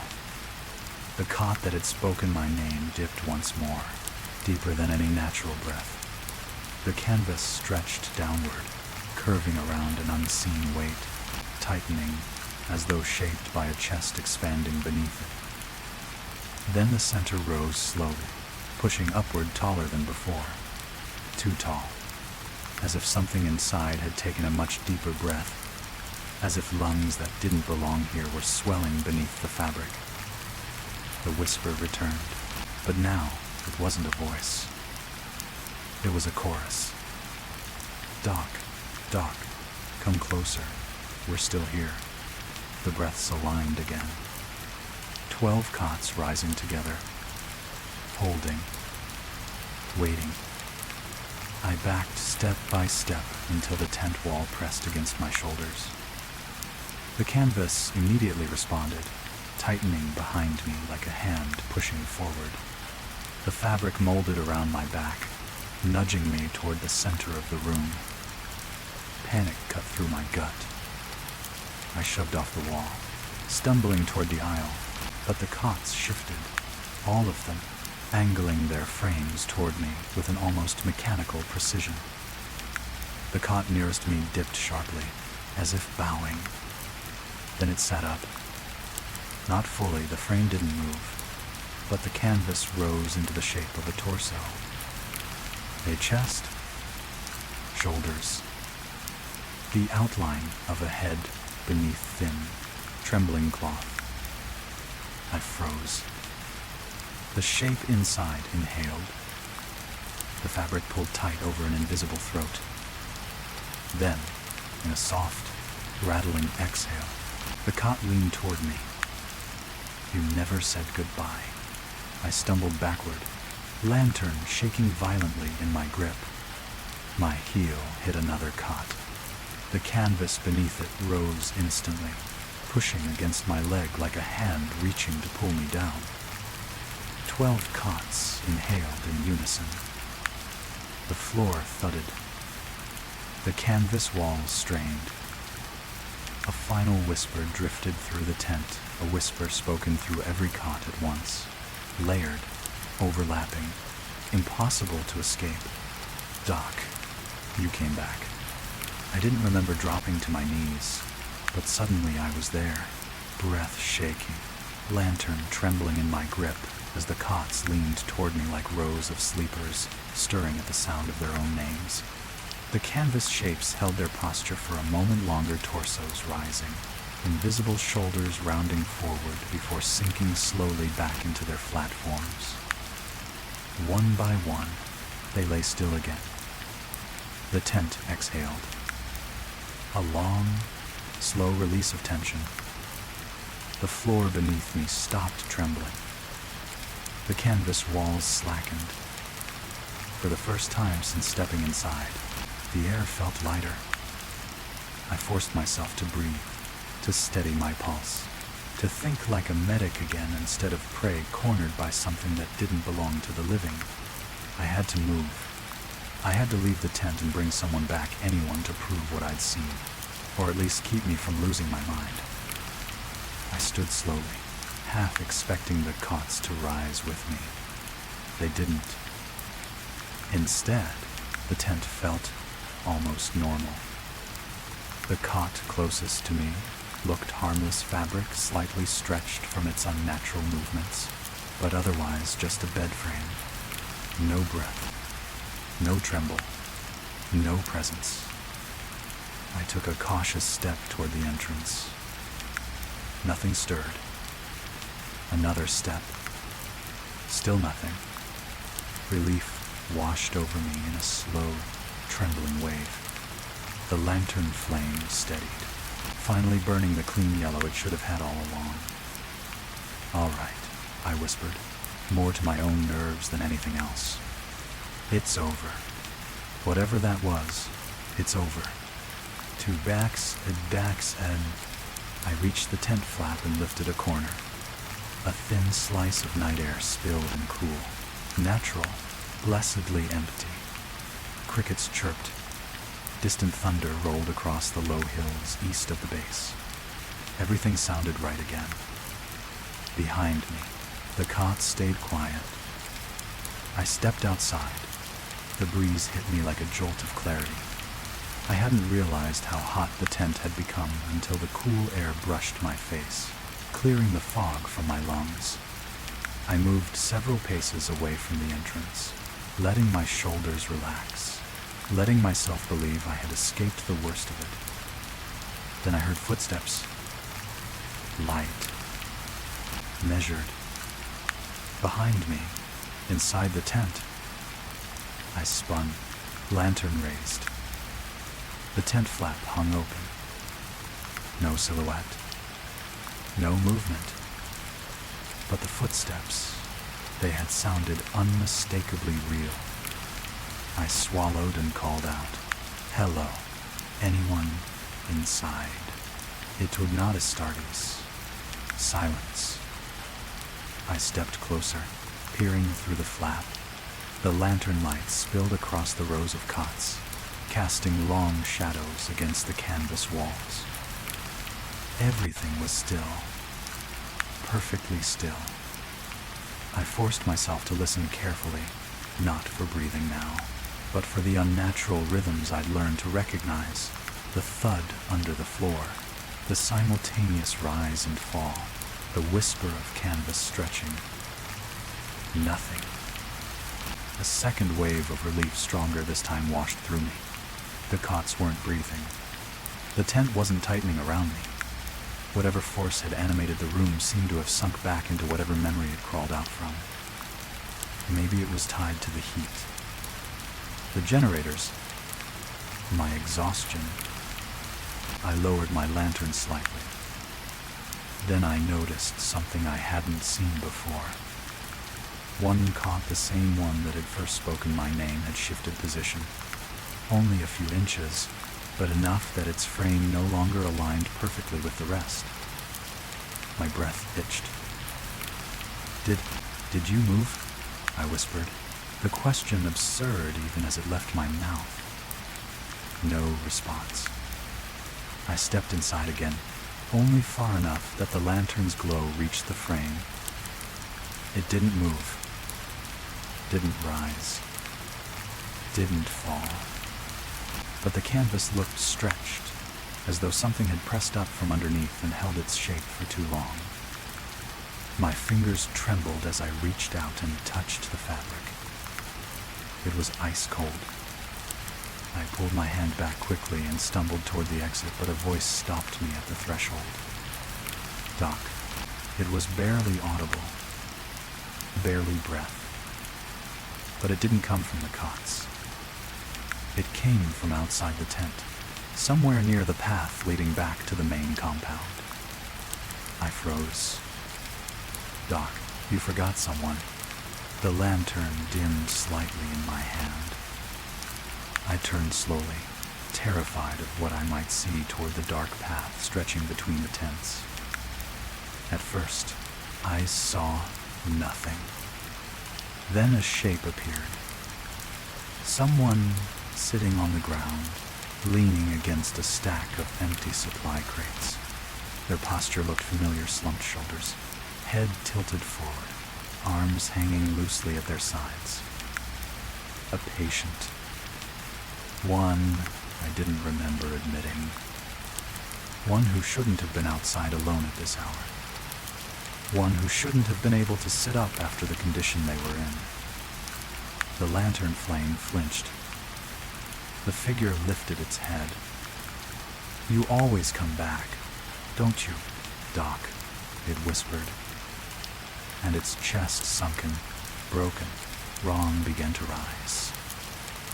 For several seconds, I couldn't move. The figure leaning against the crates sat impossibly still, its head tilted just slightly, too slightly, like someone trying to remember how to hold their own body. My lantern quivered in my grip, the flame shrinking as if trying not to be seen. Then its chest rose again. Higher. Strained. Wrong. A breath like that doesn't belong to the living. It doesn't belong to anything that still holds warmth. I took a careful step backward, my boot brushing loose gravel. The crunch sounded explosive in the quiet field, and the figure's head jerked at the sound. But not toward me. No. It jerked toward the lantern. You brought the light back. The voice was soft, rasping with the dryness of someone who hasn't drawn air in hours. Yet every word hit like a cold hand dragging along my spine. I didn't bring anything back, I stammered, voice shaking. You need to stay where you are. I'm going to get help. His swell. The figure shifted. Not stood.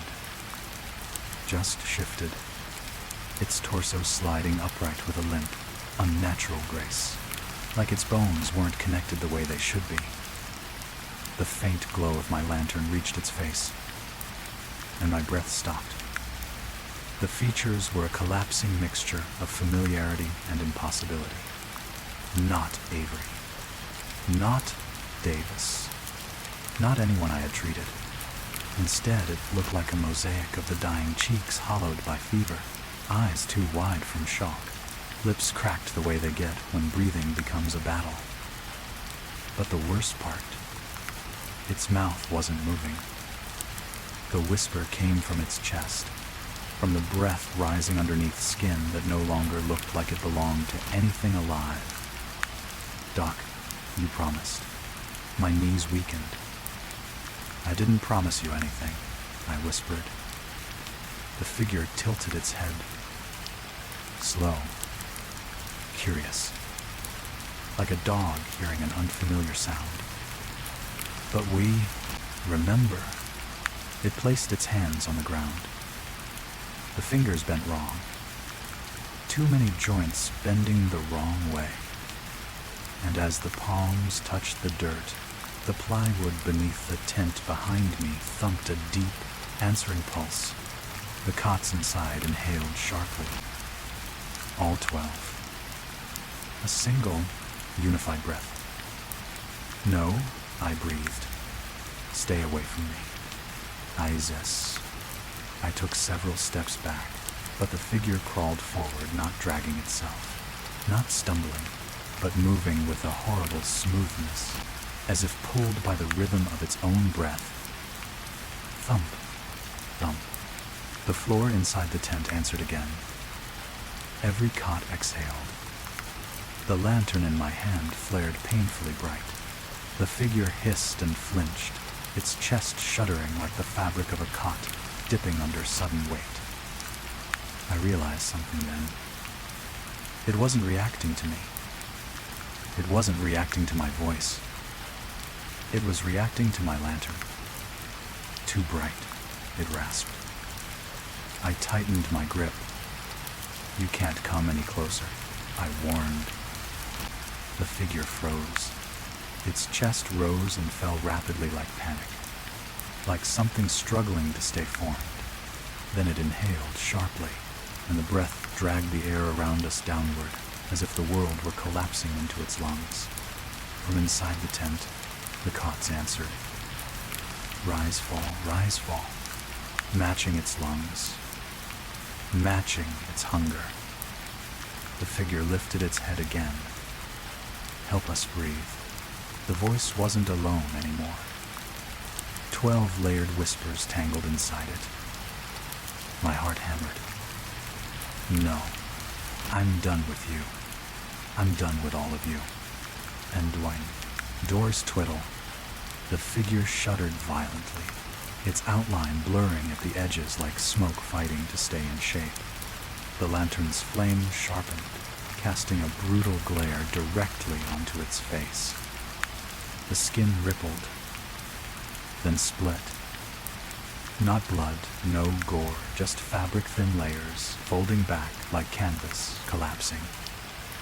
The cot's outline flickered through the form.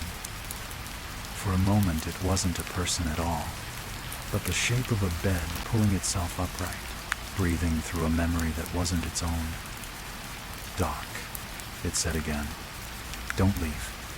I ran. I turned and sprinted across the field. boots tearing through the wet grass. Behind me, the tent erupted into violent motion. Canvas rattled as if fists were pounding from the inside. The cots groaned and scraped across the floorboards, their metal legs dragging like skeletal limbs. The hillside echoed with a chorus of breaths, ragged, desperate, furious. I didn't dare look back. The figure's voice rose behind me, shrill with pain. "Don't take the light." I stumbled toward the med station's generator hut, the only place with hard flooring and steel walls. The lantern shook violently, its flames shrinking as if choked by invisible hands. The pounding grew louder. The breaths grew sharper. The distance closed. I slammed into the door of the generator hut. It stuck. My hands trembled. I shoved again harder. It opened. I dove inside and threw my weight against the metal door, slamming it shut just as something struck the outside with a chest-collapsing thud. The walls shook. The generator hummed. Light flooded the cramped room, and the cot's breathing stopped all at once. Silence. Absolute.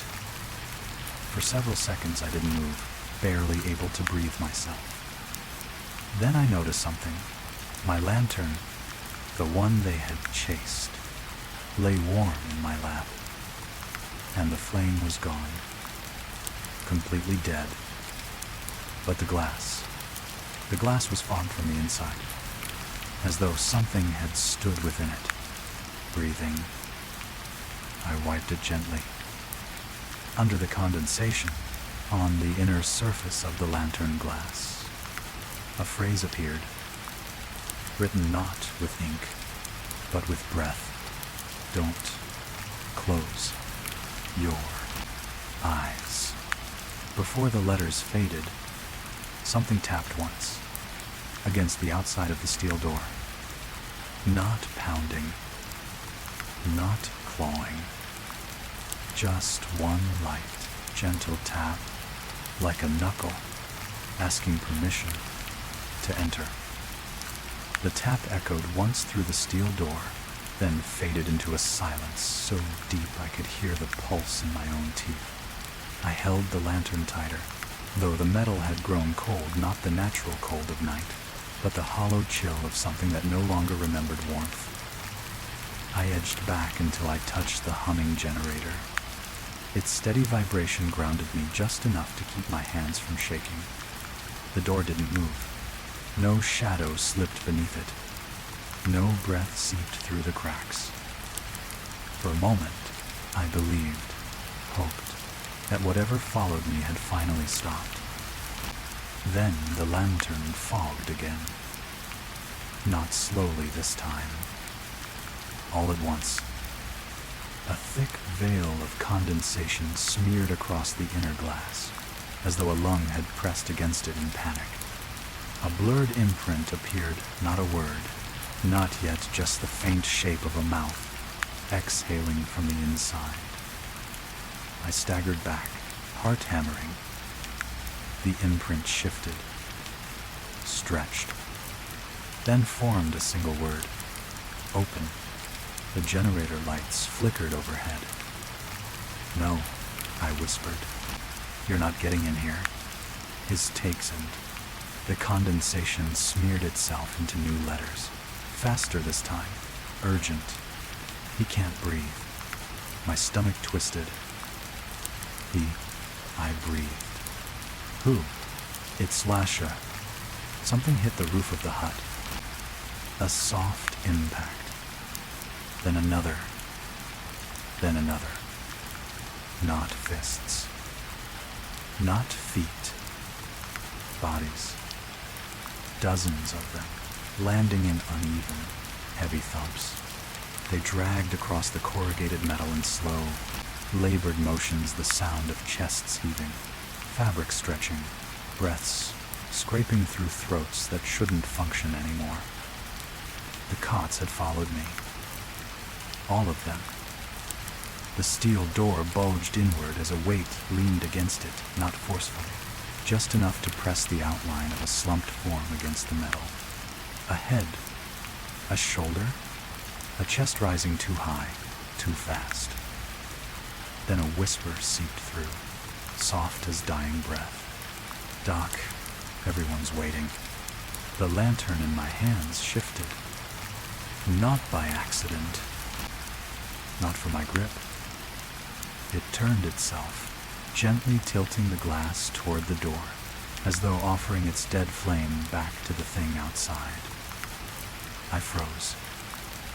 Because from inside the lantern, something tapped back. 4 soft taps, in the rhythm of a failing heartbeat. The condensation spelled one final line. "Check the bed behind you." I turned. There was no bed in the generator hut. Until now. A cot I had never seen before, canvas stretched, frame bent under invisible weight, sat perfectly centered in the room. And its chest was rising, waiting.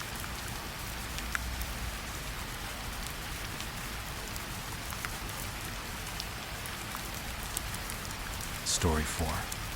The footsteps around the perimeter, Tay Ninh outpost. The outpost, near Tay Ninh, tucked in the low shadow of Ba Dem Mountain, was the quietest assignment I ever had.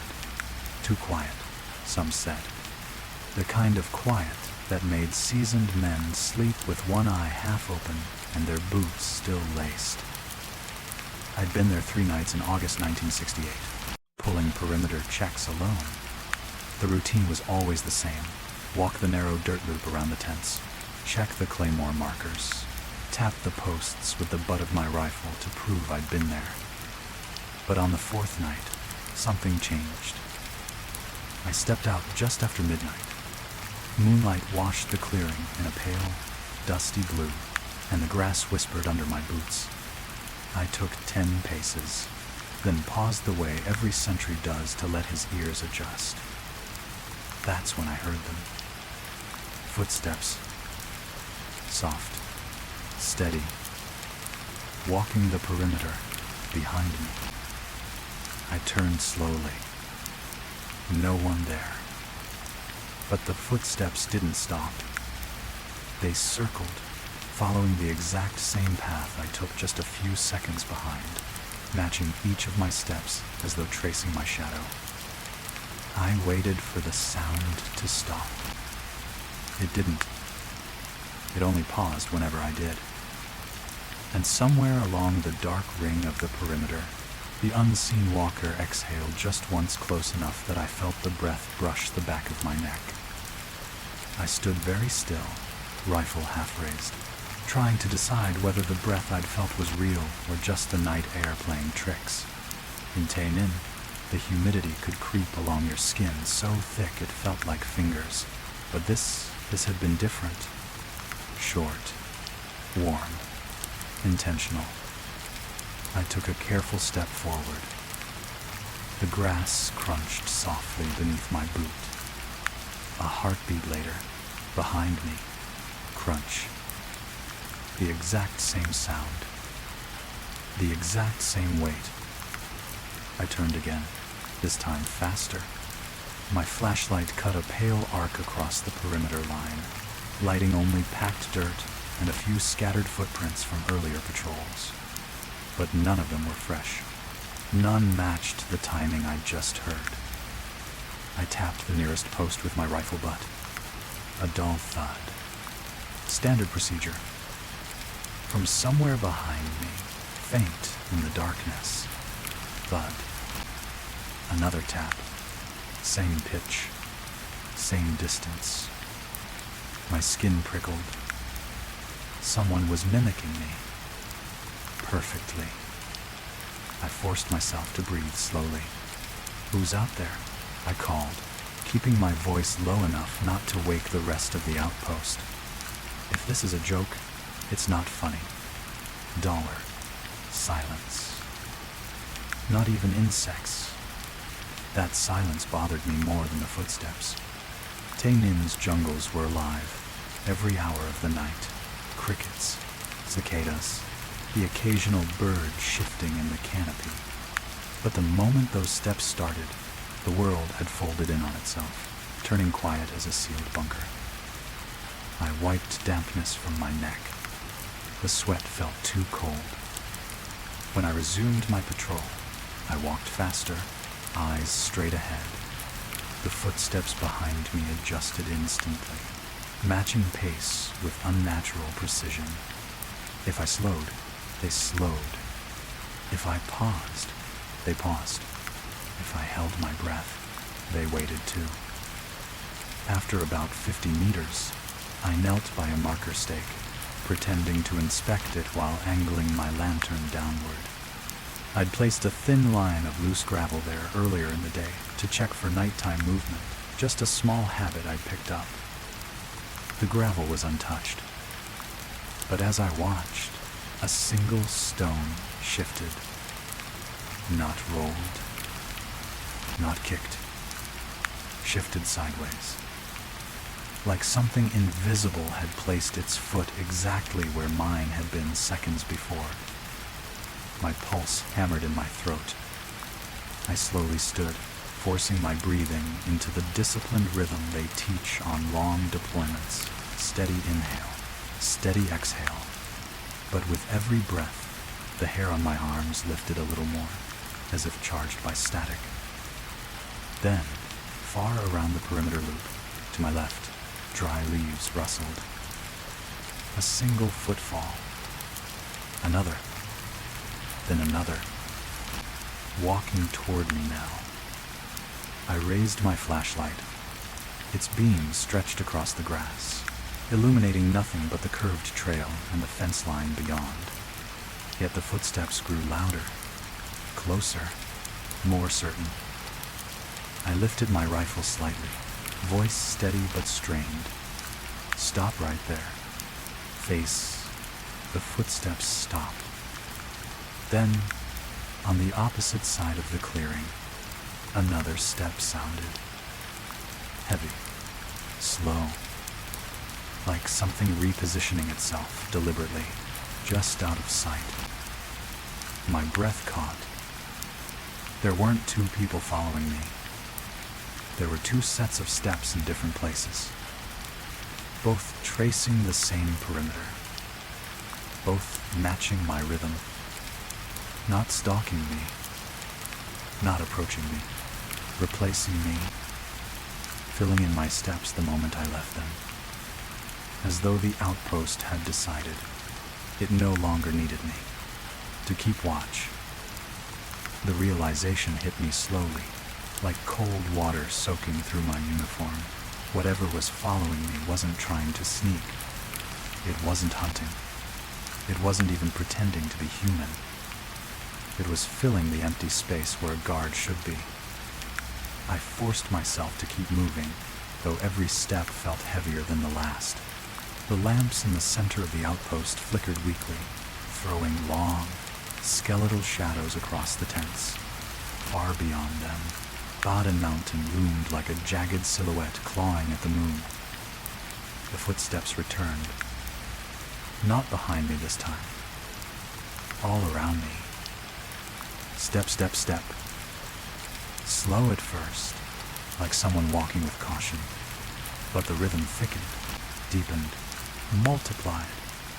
2 sets became 3. 3 became 4.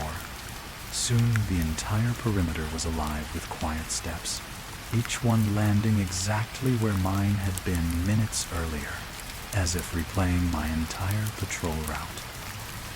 I sped up. The steps sped up. I cut across the clearing toward the listening post. Instantly, a new line of footsteps cut across with me, keeping perfect pace. Panic tightened in my chest like a belt being pulled through metal rings. I tried to force logic into the situation. Maybe other sentries were up early. Maybe someone was trying to scare me. Maybe. Crunch. A step landed inches behind my heel. I spun, rifle raised. Nothing. just the moonlit dirt, the faint outline of my own footprints. Then the dirt shifted. A shallow impression formed beside my boot, slowly, as though pressed by invisible weight. Another appeared a few inches behind it, then another. A chill swept up my spine. Something was standing right behind me. I backed away, boots sliding slightly on the loose dirt. The invisible thing did not follow at first. It simply stood there, occupying the space I had just vacated. After a few seconds, it lifted its foot again, another quiet, deliberate step mirroring mine as I retreated. Every hair on my body rose. Then the sound changed. What had been soft footfalls suddenly deepened, vibrating faintly through the ground. Not loud, but heavy like weight settling into soil. A second set of heavy steps answered from the far side of the perimeter. Then a third. Then a fourth. They weren't replacing me now. They were closing in. I hurried toward the nearest watch post, breathing hard, lantern bobbing at my side. As I moved, the steps multiplied, echoing between the trees and tents until I couldn't tell where they started or ended. Some were so light they barely disturbed the dirt. Others thudded so deeply I felt the vibration in my teeth. When I reached the wooden post, I pressed my back against it, lantern raised high. The perimeter stretched out before me, a perfect ring of pale ground and dark fence line. That's when the whispering began. Not words, not at first, but the soft drag of breath weaving between steps, brushing across the grass like someone sighing into the earth. Then the breaths traveled upward, threading into the branches above. Leaves rustled, not with wind, but with presence, as though invisible figures were climbing through the treetops, pacing above me. I closed my eyes for half a second just to steady myself when the outpost inhaled. It was a sound I can't fully describe. Not human. Not animal. A slow, drawn breath taken by something enormous. Something that had been waiting for the night to stretch thin enough for it to return. When I opened my eyes, the footsteps had stopped. All of them. The silence was suffocating.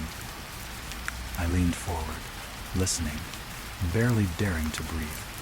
Crunch. A single footstep, directly in front of me. I lowered the lantern. There, in the dust at the edge of the post, was an indentation. Fresh, deep, the shape of a bare human foot, but longer, wider, as though stretched. The moment I saw it, another appeared beside it. Then a third. Then a fourth, forming a slow, advancing line directly toward me. "No," I whispered. "No, stay back." End quote. The steps quickened. Crunch, crunch, crunch. I stumbled backward toward the center of the outpost, every instinct screaming to run. But when I turned, I froze again.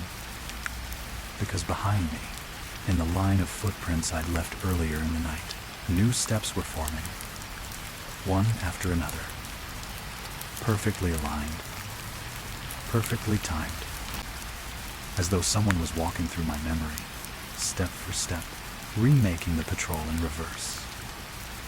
My pulse pounded in my ears. I didn't know where to run.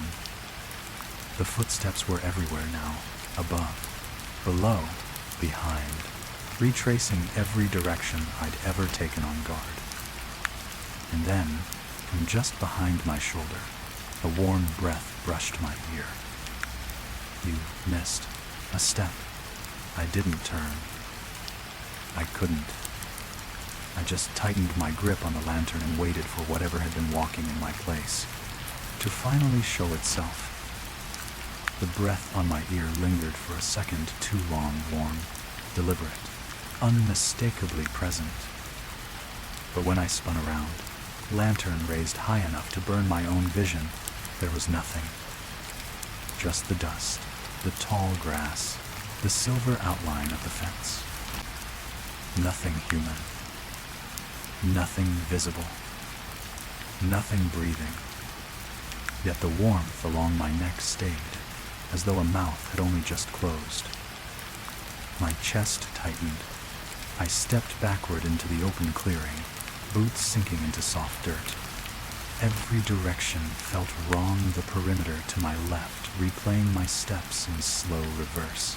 The tree line to my right echoing faint crunches, as if someone paced just out of sight.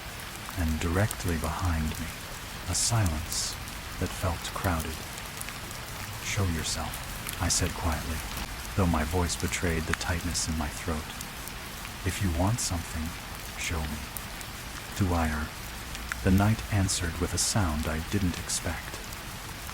A single footstep, placed so close to mine that I felt the ground dip slightly beneath my heel. I lifted the lantern. A new footprint formed in the dirt. Slowly, precisely, right beside my boot. Not like something pressed down from above, but like weight was rising out of the ground itself. The footprint deepened, then shifted forward by an inch, dragging soil with it. Someone or something was standing in my exact shadow. I stumbled back, heart tearing at my ribs. The invisible walker followed instantly, matching my retreat with perfect synchronicity, leaving a trail of deep, distorted prints behind it. "Stop," I said, raising the lantern higher. "Stay away from me." The footsteps paused. For a moment, and a fragile thread of relief wound its way through my chest. Then the prints in front of me split into two. Another set of toes pressed into the earth beside the first pair, not walking toward me, but closing around me, forming a half circle only a few feet away, as though hemming me into the center of their silent perimeter. I turned slowly. More prints were forming behind me, and to my right, and my left.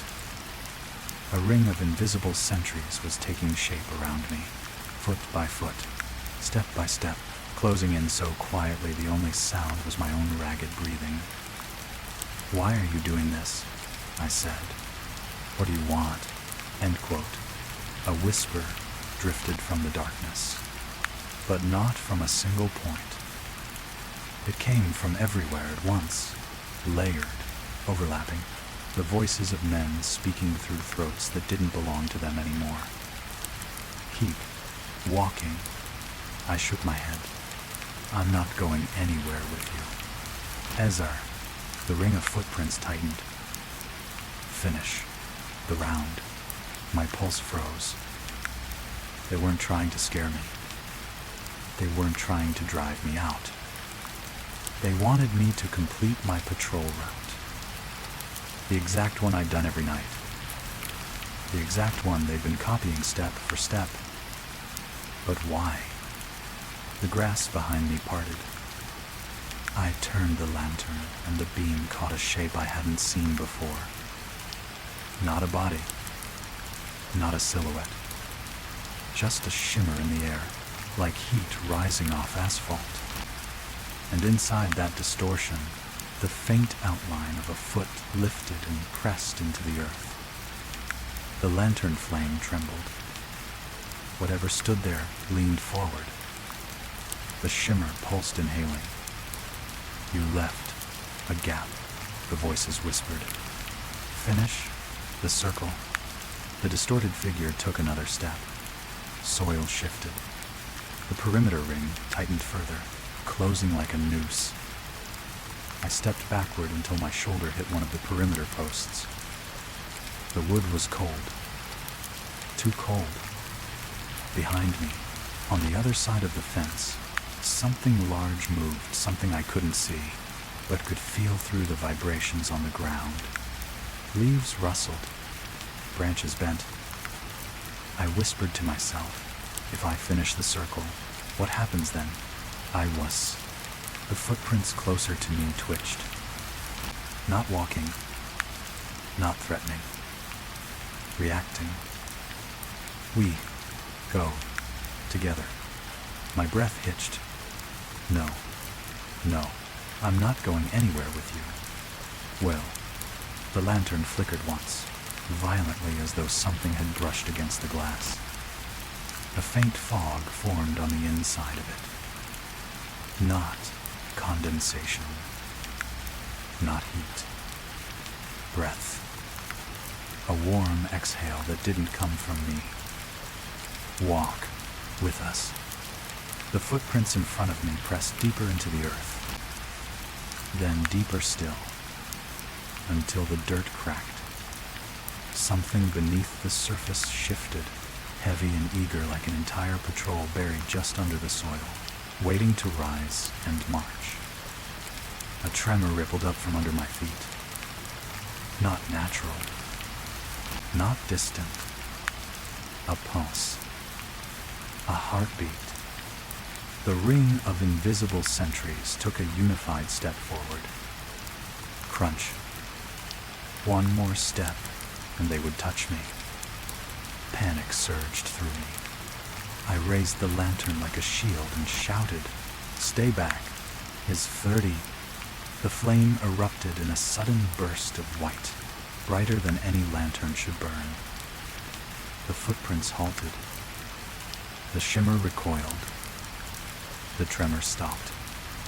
But the voices didn't fade. They whispered one last line, breath rushing both ears at once. You don't get to leave the line unfinished. The flame shrank. The footprints deepened. And every unseen watcher took a single, decisive step closer. The circle closed so tightly around me I could feel the pressure in the soil like the earth itself was bracing for something to surface. My lantern flickered weakly, shrinking from white-hot defiance back into its usual thin gold, and as the light dimmed, the invisible ring loosened. Not much. Just a step, but enough for me to breathe again. And just like that, the footsteps stopped. Not in a sudden snap, not in silence full of threat, but like a crowd settling into their places at the end of a drill. A strange, orderly quiet fell across the perimeter. The air felt steadier.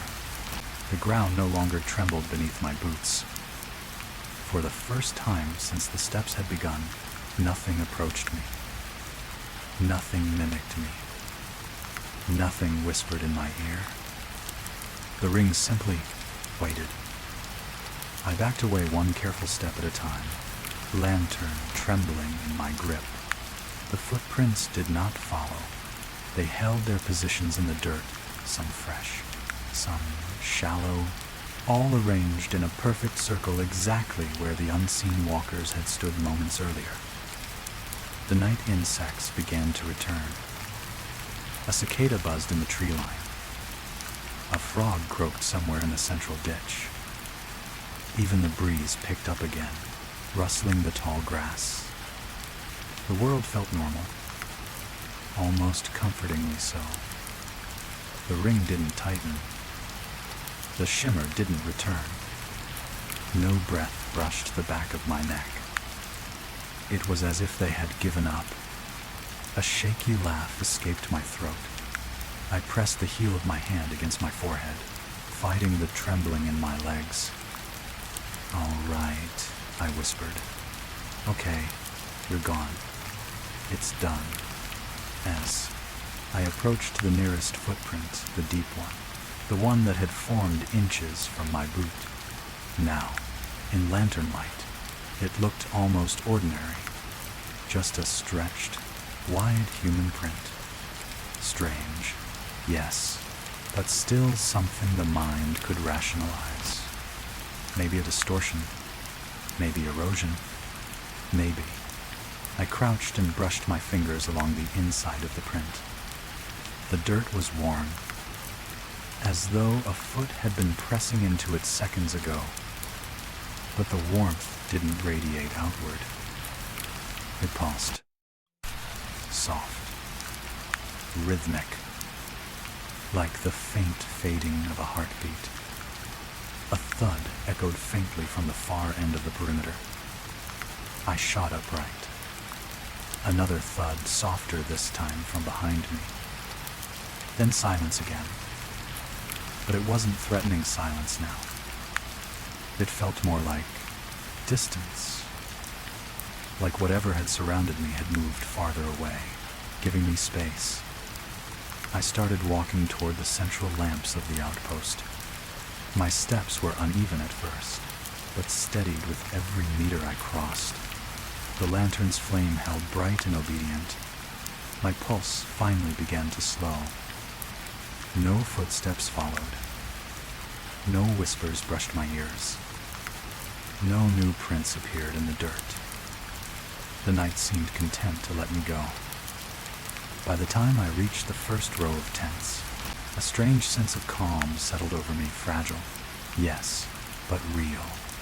I rested my hand on the wooden post marking the main path, grounding myself. "You're all right?" I whispered quietly. "You're fine." It stopped, and sedated. I let out a long breath, watching the lantern flames sway gently in the humid air. Then I noticed something. The perimeter behind me, the far curve where I had run, stumbled, screamed, was now completely dark. Not naturally dark. Not a shadow. A hollow, black band ringing the outpost like the silhouette of a trench. It hadn't been there minutes earlier. My throat tightened. What is that? To tend? But the longer I stared, the more my mind forced excuses. Maybe it was just the moon shifting behind thin clouds. Maybe I was still shaken. Maybe the lamp's weak bulbs were distorting the distance. It didn't move. Didn't pulse. Didn't tremble. Just blackness. Still, my body demanded distance.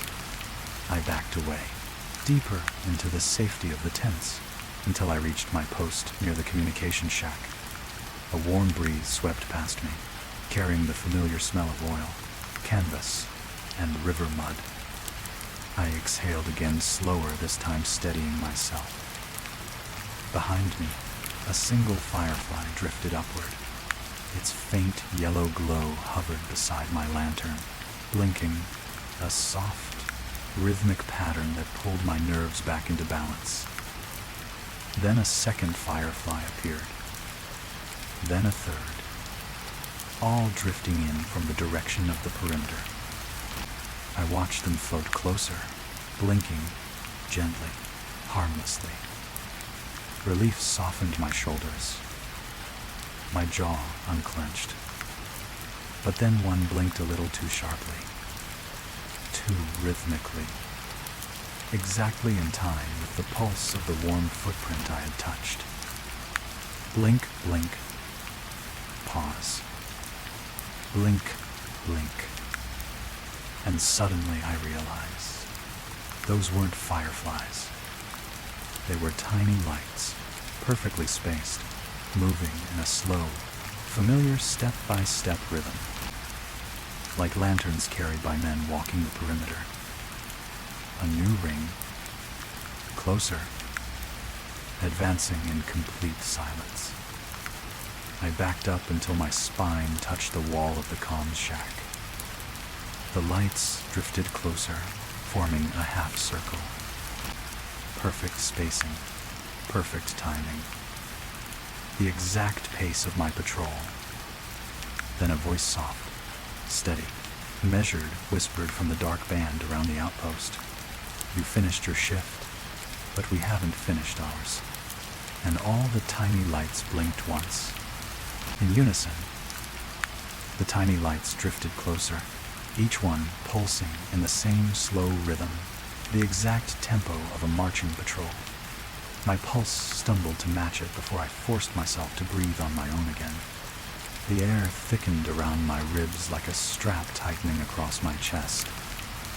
I swallowed hard. "Stay where you are," I whispered, though the words felt like they dissolved before leaving my lips. The lights paused. But then they spread. Not outward inward, closing the circle tighter than before, narrowing the distance between me and the unseen walkers tracing the line. The grass under their glow bent, not with breeze or weight, but as if brushed by long, thin shadows I couldn't see. My lantern dimmed, flickering nervously, shrinking into itself like an eye closing against glare. No, not now," I muttered, shaking it hard. The flames steadied for a moment, but the lights at the perimeter brightened, responding. As if delighted, a soft, coordinated step rippled through them. A single crunch of grass. 20, maybe 30 unseen feet moving in perfect harmony. Step, step, step, marching. Closer. The ground beneath the comms shack trembled, faint but rhythmic. Not an earthquake too patterned. More like the vibration you feel when a long line of troops walks past on hardened ground. The unseen soldiers had changed formation, and they were marching toward me now. I bolted from the comms shack, lantern clutched against my chest, running across the open dirt. The ground seemed to fall away beneath each step, as if the jungle soil had turned soft and untrustworthy. The outpost blurred into streaks of tents and wooden posts as I sprinted toward the central tower. Behind me, the rhythmic steps multiplied. Not chasing me, not speeding up, following me, replicating every path I had run across the outpost in the past week, every habit, every shortcut, every assigned route. They weren't following my body. They were following my routine. And my routine always ended at the tower. I reached the ladder and grabbed the first rung. A breath of wind, warm and close, brushed the back of my neck. Too close. I scrambled upward, boots slipping on the metal. The lantern banged against the rungs, its flames sputtering with every impact. I didn't stop climbing until I reached the platform and slammed my boots onto the wooden boards. I turned and pointed the lantern downward. Dozens of faint lights stood at the base of the tower, forming a half circle like a disciplined platoon waiting for orders. They blinked slowly in unison, marking time. Then the lights spread apart, making space. Something was rising between them. The dirt bulged. Slow. Heavy. As if something buried had decided to stand for the first time in decades. I stepped back, nearly tripping on a coil of rope. The bulge cracked. Soil spilled outward. And a footprint enormous, deep, perfectly shaped, formed at the surface. Then another, staggering forward in slow, seismic motion. The unseen walker was larger than the rest. Heavier. Older. A voice rose from the earth deep, gravelly, worn down by too many nights, on too many forgotten lines.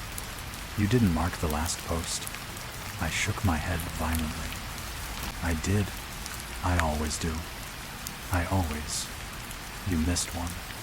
The lights brightened, forming a full ring around the base of the tower. A ring of judgment, of expectation. My breath faltered. I whispered to myself, "They don't want me. They want the job done. Thanks for watching." But even as I said it, I knew that wasn't true. They wanted me to finish what I had started and then join them. When the giant footprint took another thunderous step toward the ladder, I jolted forward and slammed my boot into the wooden hatch, forcing it shut. The footsteps below paused. The lights flickered. Once, twice. Then they dimmed all at once. A soft silence settled, eerie, heavy, patient. I didn't trust it. I scanned the perimeter from the tower window, lantern raised. The field lay empty, quiet. The fence line glowed faintly in the moonlight. No lights, no shimmer, no footprints forming in the dirt. Were they gone? Then I heard it. Step from behind me, inside the tower. I spun, nearly dropping the lantern. A single footprint had formed on the boards near the far corner. Deep, fresh. Another step followed. Closer. Then a voice, warm, familiar, almost coaxing, whispered from just beyond the lantern's reach. Finish the round, soldier. My throat locked. I lifted the lantern higher. There was no silhouette, no shimmer, nothing human-shaped, just more footprints forming, one after another, in a slow, deliberate arc around me. The tower swayed gently, wood creaking in the thick night air. You can't make me, I said, backing away. The next footprint formed inches from my boot. You already know the path. I raised the lantern and shouted, I won't walk it. I won't go back out there. Test or silence. Then, in a voice softer than breath, you don't have to go back out. The lantern flickered. We brought the line to you. A weight pressed the boards behind me heavy, bending the wood inward. Not footsteps this time. A presence. Slowly, unbearably slowly, the entire tower floor began to tilt, as if something beneath it were pushing upward, rising through the ground, through the supports, through the planks. I dropped my lantern. It shattered against the boards, flame dying in a gasp of smoke. And in the darkness that followed, a full ring of glowing footprints lit up around me. One by one, each print shimmered with pale light, like lanterns buried under dirt, shining through the earth. Finish the circle, the voices whispered, and then take your place. The tower shifted. The boards cracked. Footsteps closed in from every direction. I closed my eyes and felt the floor drop beneath me. The boards didn't break the way wood should break. They didn't splinter or snap under weight. They peeled, bending downward like softened metal, warping into a funnel of creaking, groaning planks. I slid, boots scraping desperately for traction, but the tower floor tilted too sharply. The lantern's shattered glass glinted beside me as I fell toward the widening gap in the boards. Then, I stopped. Not because I caught myself. Not because I grabbed a beam. Something held me. Invisible hands gripped my shoulders, pressing down, steadying me on the slanted wood. My heart hammered against my ribs as I felt warm breath brush the side of my neck. You don't fall, the voice whispered, inches from my ear. You walk. Every footprint around me glowed brighter, outlining a perfect circle of pale light. A path. A route. My route. The boards under me trembled, shifting back into place with unnatural precision. One by one, the warped planks flattened, as if they'd never moved at all. But the ring of footprints remained. waiting. And then, from somewhere deep below the tower, muffled but clear, a single step landed in the earth, vibrating through the supports and into my bones. A bigger footfall followed it. Then another. Then countless more. They were rising. All of them. Finish the round, the voices whispered. We can't leave until you join the line. The tower lanterns flickered violently, casting long, twitching shadows that bent like tall, thin figures climbing the supports. I stumbled backward, pressing myself against the railing, breathing raggedly. No, I whispered. No, you can't force me. As ideas, silence. Then a whisper behind my shoulder, softer than a breath. We don't need to force you. You've already walked it. My stomach turned cold, because on the railing beside my hand, faint but unmistakable, were prints. My prints. The same dust from the perimeter smeared backward, as if I had placed my hands there a second before, as if I had already leaned out and looked down. I slowly turned my head. The dirt below the tower glowed in a perfect ring, every footprint shining, every step trembling softly with a distant heartbeat. And standing in the exact center of the ring, just visible in the moonlight, was me. Or something shaped like me, tall, still, head tilted upward, waiting. The copy raised its hand. Its palm glowed with the shape of a lantern's beam. And in my own voice, perfectly calm, it whispered, "You left a step undone." The ring tightened. The tower shuddered.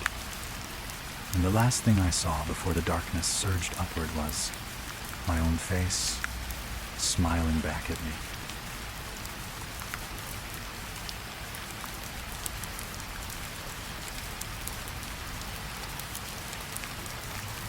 Story 5. The Tunnel That Counts, Khe-Sanh Combat Base. Khe-Sanh always felt wrong at night. The fog came low over the wire, dragging itself across the red clay like a living thing, hiding shapes that weren't supposed to move. I'd been stationed there 6 weeks in early 1968, and by then I'd grown used to the distant shelling, the muffled shouts, the metallic groan of helicopters coming and going. What I never got used to were the tunnels. Most were old, collapsed, half forgotten, but on the third night of my rotation, I was assigned to check a narrow ventilation shaft that engineers swore had been sealed years before. They wanted to be sure nothing had opened beneath the perimeter after a recent mortar hit. I remember kneeling at the entrance, brushing away loose soil with my gloves. The air rising from the shaft was cold, too cold for humid Khe-Sanh, and carried with it a faint rhythm. A counting rhythm. Not loud, not sharp. Just a quiet cadence drifting up from the dark. 1, 2, 3. I froze. My breath stalled in my chest. Then the voice at the bottom of the shaft whispered the next number. But it wasn't counting up. It was counting me. 4. It breathed softly, as if it already knew how many steps I had left, before I climbed down there with it.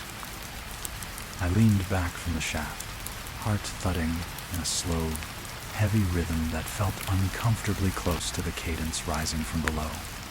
The fog thickened around my boots, drifting lazily across the clay like a pale hand spreading over skin. I told myself it was just the wind in a narrow space, maybe air pressure shifting after the mortar strike. But wind doesn't count. Wind doesn't speak in a voice that sounds half awake, half remembering you. I wiped my palm on my trousers and forced myself to look down again. The shaft was barely 2 feet wide, a vertical throat of reinforced dirt and rotting timber. My flashlight barely touched the walls before dulling into murk. Nothing moved. Nothing breathed. Yet the cold rising from the tunnel brushed my face like someone exhaling from far below. "Anyone down there?" I called, keeping my voice steady. Silence. Then a faint scrape, like fingers brushing along packed earth. I swallowed. Engineering said this tunnel was collapsed. If you are stuck, call out. I can radio for a team. 10. Again, nothing. I angled my ear toward the opening, listening for any echo, any sign that someone might have crawled into the wrong place. But instead of human noise, I heard something subtler, a soft, rhythmic tapping, irregular but deliberate. Tap, tap, tap, tap. It reminded me of someone counting on their knuckles. Pausing, thinking, waiting for the right number to come. A sudden chill crawled up my spine. I slid back onto my heels and scanned the trenches behind me. The outpost was quiet, too quiet. Even the distant artillery had fallen still. No voices, no clanging metal, no engine rumble from the airstrip. Just fog, clay, and the faint, unsettling beat rising from beneath my knees. I flicked my flashlight down the shaft again. Nothing. But the counting resumed. 4. This time the whisper ran up the wood supports like breath sliding along hollow bones. I jolted, my boots scuffing the dirt. I wasn't standing in the fourth position of anything. I hadn't taken 4 steps. So what the hell was it counting? Then the whisper shifted tone lighter now, like someone testing a number on their tongue. 4, 4, 4, repeating me. Not my name, not my rank, just the number it had chosen for me. A soft rumble rolled under the earth, subtle but close enough I felt it in my shins.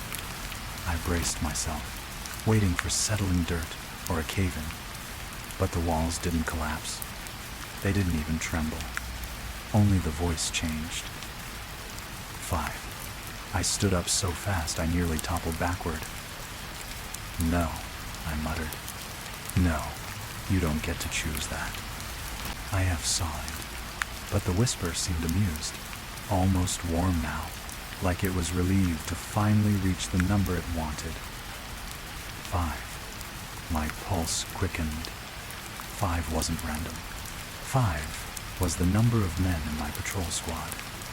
Or, God help me, 5 was the number of men who died in the last tunnel collapse near this very ridge. I stepped farther away from the shaft, my boots sinking slightly into the softened clay. The tunnel exhaled. A cold, steady breath that curled around my ankles like mist rising off a river. 5.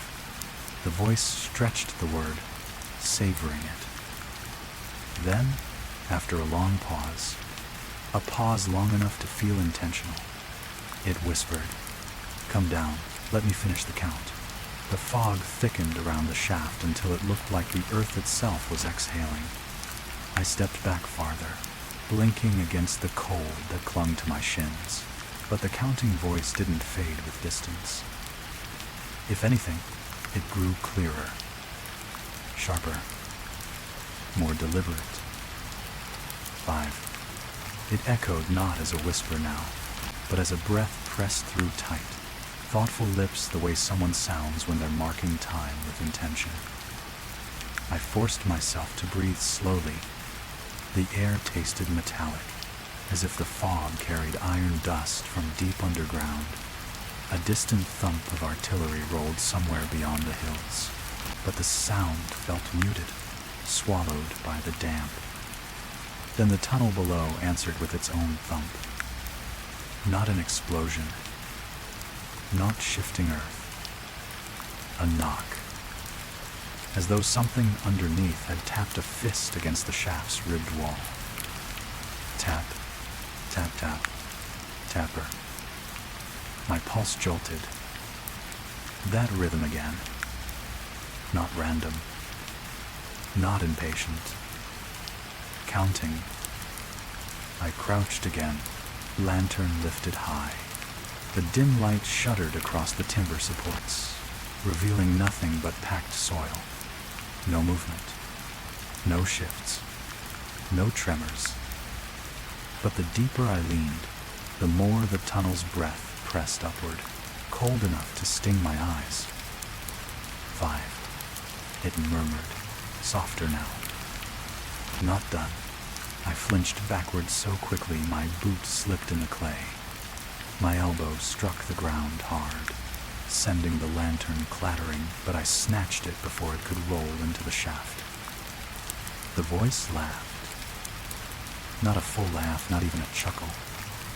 Just a breathy exhale with the faintest curl at the end, like someone humoring a child. The tunnel walls answered the laugh with a low groan. Then, from somewhere deeper, the counting began again, this time not from one voice, but from several. Not overlapping. Sequential. 1, 2, 3, 4. The final number hung in the air. Waiting. Listening. I held my breath. 5. The whisper finished. But this time, it wasn't alone.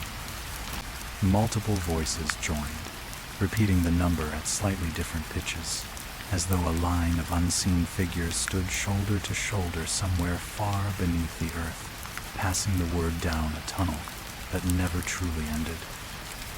5, 5, 5. My hands shook. I tightened my grip on the lantern, but the flame inside flickered erratically, pulling toward the shaft as if drawn by the sound. Stop it, I said sharply. Whoever's down there enough. A fries? The counting ceased on command. Total silence. Even the fog seemed to pause in the air. For a moment, hope stirred. Maybe it had been a trick of acoustics. Maybe someone was tunneling. Maybe. The earth hummed. A faint vibration ran up through my knees, as if something massive had shifted deep below. The hum settled into a slow pulse like breath. No.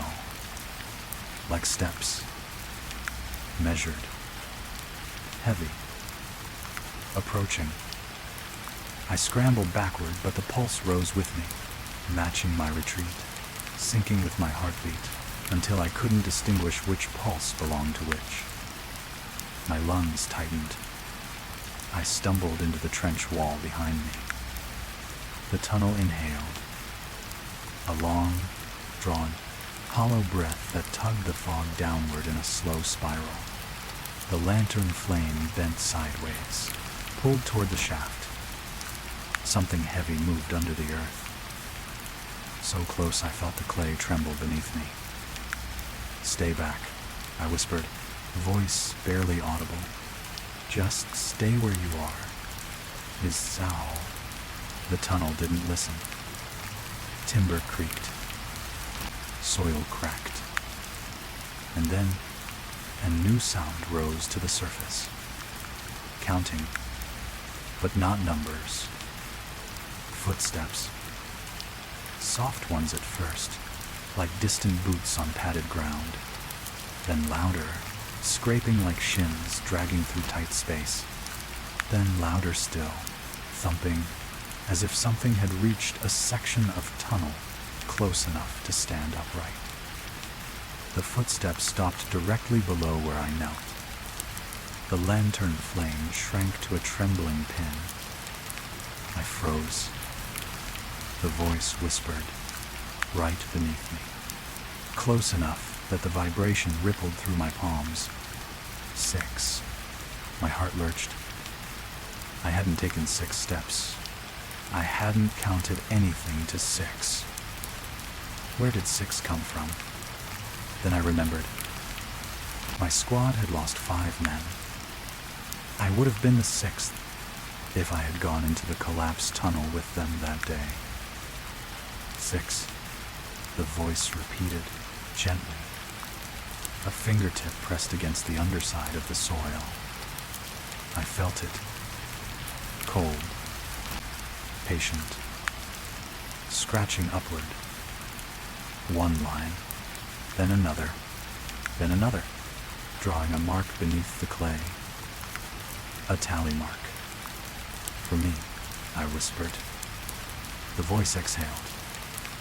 Finish the count, and the earth beneath my knees began to crack open. The first crack in the clay sounded like a twig snapping underground, too sharp, too clean to be settling soil. I scrambled backward, boots dragging twin lines across the red earth, but the crack followed me, branching toward the surface like a living vein. Something underneath was tracking my movement. No, stay down, I whispered, breath shaking. You stay down there. Desire. The tunnel didn't answer with words. It answered with numbers. 6. The words slid up the shaft in a low, satisfied exhale, as if the voice had been waiting months, maybe years, to say it aloud.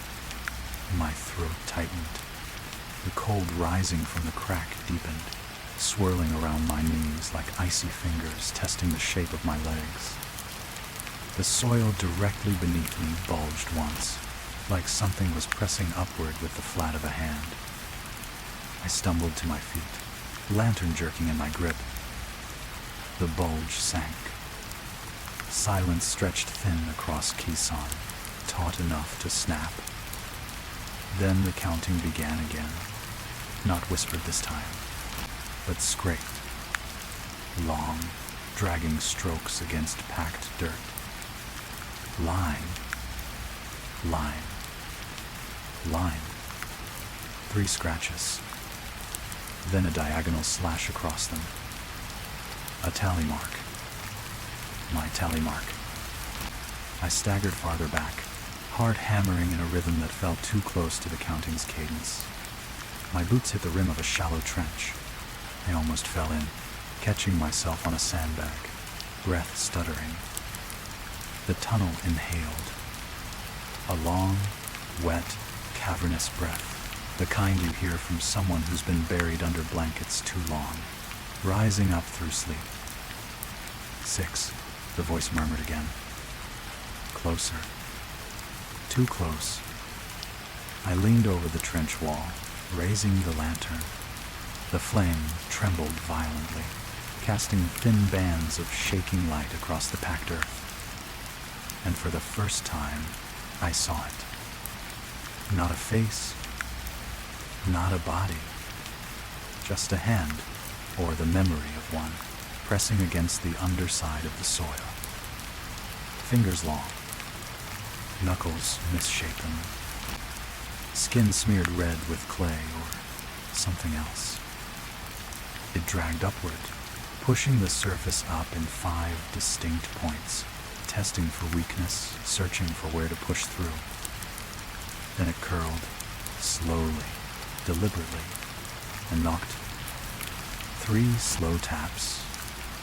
Tap, tap, tap. The same rhythm it used to count. My stomach heaved. No, I whispered. You're not coming up. You're not. The knocks stopped me. The second hand joined the first. Then a third. Then more. The entire shaft shuddered as unseen bodies shifted below men who should have died in the collapse.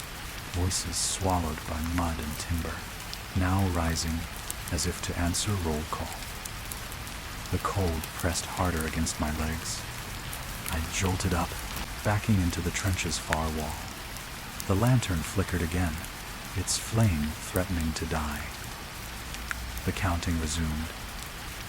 Not with one voice. Dozens. 1, 2, 3, 4, 5, 6.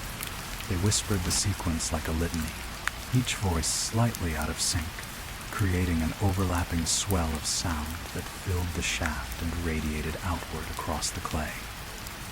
I clapped my hands over my ears. It did nothing. The counting pulsed inside my skull, as if the voices were vibrating through bone.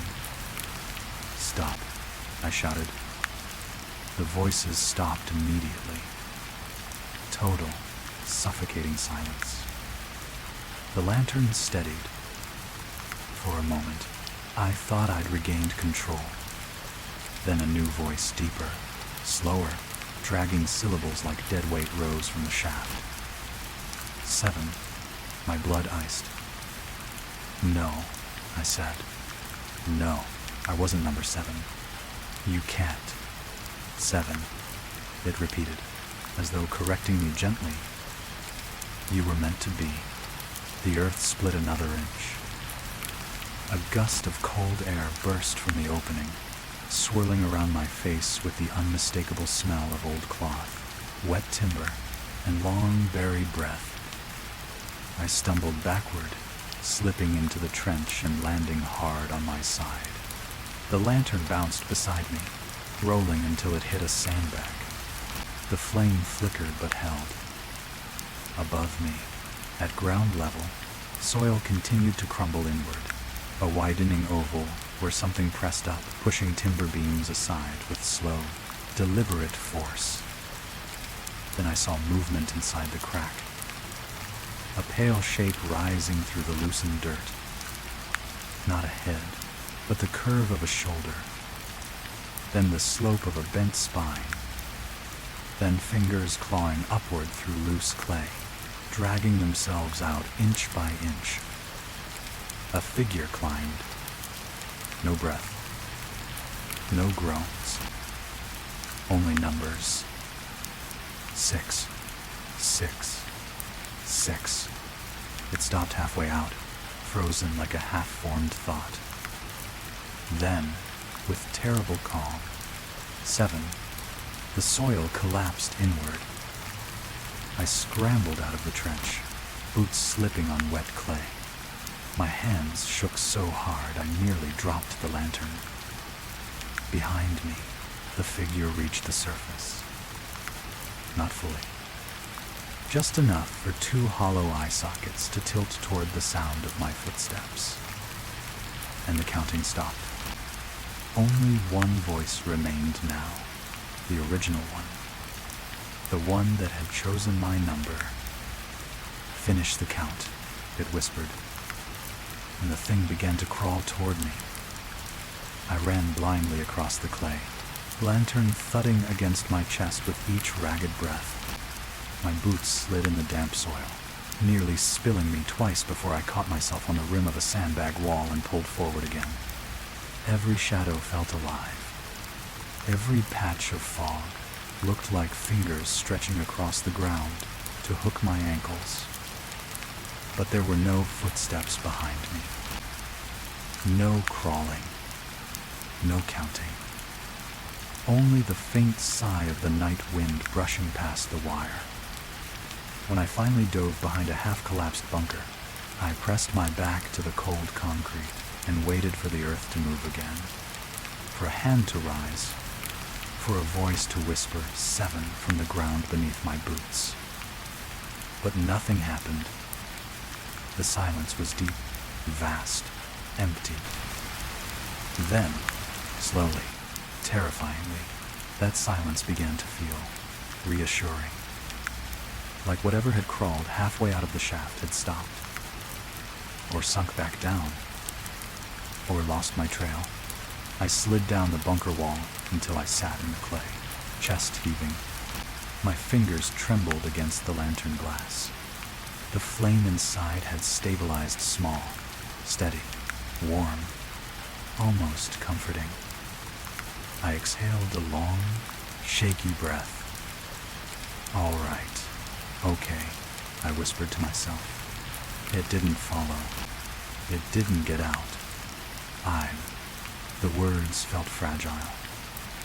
Thin. Dangerously hopeful. I waited another minute. Then another. Still nothing. The fog thinned slightly, rising in slow columns that drifted toward the tree line. The distant artillery resumed somewhere in the hills, a low, familiar rumble that grounded me back in reality. Even the usual night insects began chirping again.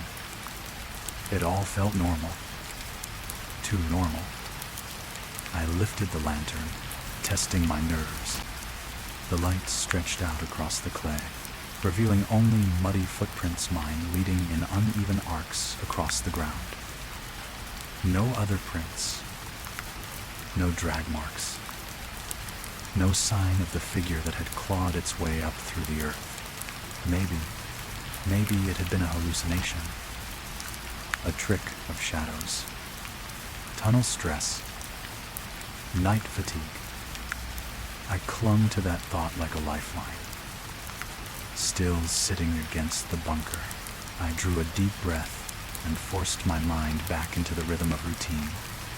That's what kept soldiers alive, routine. Even when the ground whispered numbers beneath you. Just need to report the shaft, I murmured. Mark it. Seal it. That's all. End quote. My voice steadied slightly, enough to push myself back onto my feet. But the moment I rose, a soft pat sounded behind me, clay shifting under weight. I spun, lantern raised, only to find a sandbag sliding down the bunker wall where I had been leaning. Just a loose seam. Just collapsing canvas. I let out a strained laugh. All right? Okay. You're scared. That's all this is. And Choir de Blois. Another pat of falling dirt. This time from the ridge above, not the shaft. Small clumps tumbled down the slope, scattering across the clay 2 or 3 meters away. But that was normal too. Caisson's ground shifted all the time. Mortars shook the earth. Rains softened it. Nothing unusual. Then a pebble bounced down. Then another. Then a single line carved itself in the clay at the top of the slope. Slowly. Deliberately. Not a crack. Not erosion. A tally mark. My breath froze in my throat. No, I whispered. No, you're not up here. The fog drifted aside. A second tally mark scraped itself beneath the first. Then a third. Then a fourth. And finally a diagonal slash through them. The exact motion I'd felt beneath the earth, drawn by a finger I could not see. The marks were fresh, wet, glistening. My lantern dimmed. Instinct forced me backward along the wall of the bunker, though I never took my eyes off the ridge. The soil above twitched just once, as if something had pressed a hand against it from the inside. Then stillness returned. The markings did not move again. For almost a full minute, nothing stirred. The night settled back into its usual quiet hum. The breeze brushed the clay. The distant artillery growled softly. And in that fragile quiet, a gentle wave of relief crept in again. Maybe the tally marks were just old damage exposed by mortar vibration. Maybe the shifting soil was coincidence. Maybe. A whisper slid into my ear so softly I almost thought it rose from my own breath. 6. I jerked around. No one stood behind me. But the tally marks on the ridge had grown. Another line. Then another. Almost lazily. Counting up. Mark 7 dragged itself across the clay. My knees nearly buckled. Stop, I begged. Please, stop. Heather. The ridge answered with silence. Then, From the black mouth of the ventilation shaft far behind me, so distant I shouldn't have heard it, the voice drifted up the hill in a long, exhaling whisper. 7. Followed by a sound that did not belong in soil. The unmistakable clatter of someone climbing it out. The clatter drifting up the hill froze my lungs mid-breath. It wasn't loud, not metal, not stone, but the unmistakable friction of weight dragging itself up a narrow vertical shaft. Soil slipping, timber groaning, clay cracking. Every sound layered with the slow insistence of something that had already decided it was done waiting. I swallowed hard, gripping the lantern with both hands. The flame quivered violently, shrinking as if trying to hide from what it sensed rising behind me. 7. The word came again, not whispered this time, exhaled, drawn out like breath passing across teeth. I backed up along the bunker wall until my shoulders hit the cold concrete corner. My pulse hammered in my throat. I forced myself to look toward the ventilation shaft at the foot of the hill. At first, nothing moved.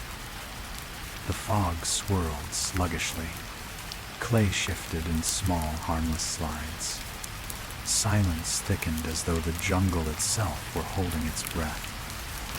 Then the earth at the shaft mouth sank inward, like something enormous had pressed it from below.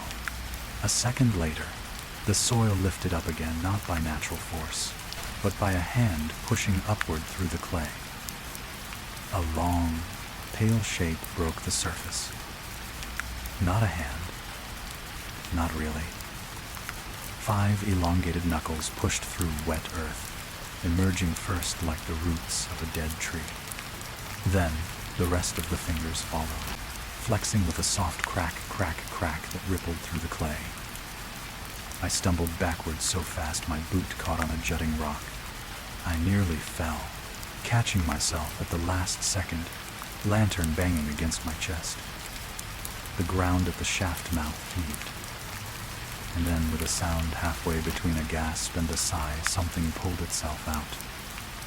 A shoulder, hunched and smeared with dirt. A spine bent in a sickening curve. A skull-like silhouette pushing up through loose clay. It crawled, not like a living thing, not like a wounded man, but like memory dragging a corpse forward through actions it once knew. And it counted as it moved. 6, 6, 6. I staggered farther up the slope, boots sliding in loose soil. My breath broke into short bursts. The lantern flame bent sideways, pulling toward the creature as if it were inhaling. When it reached the ridge, the figure stopped. Not to look at me, it had no eyes to look with, but as though it were waiting for the right number to resonate between us. 7. The voice pressed against my ears from every direction, from inside my skull, from the clay itself. Then it stood. Not fully, its joints protested with awful popping sounds, but enough to straighten its spine into the shape of a soldier rising for roll call. Clay poured down its limbs in thin streams.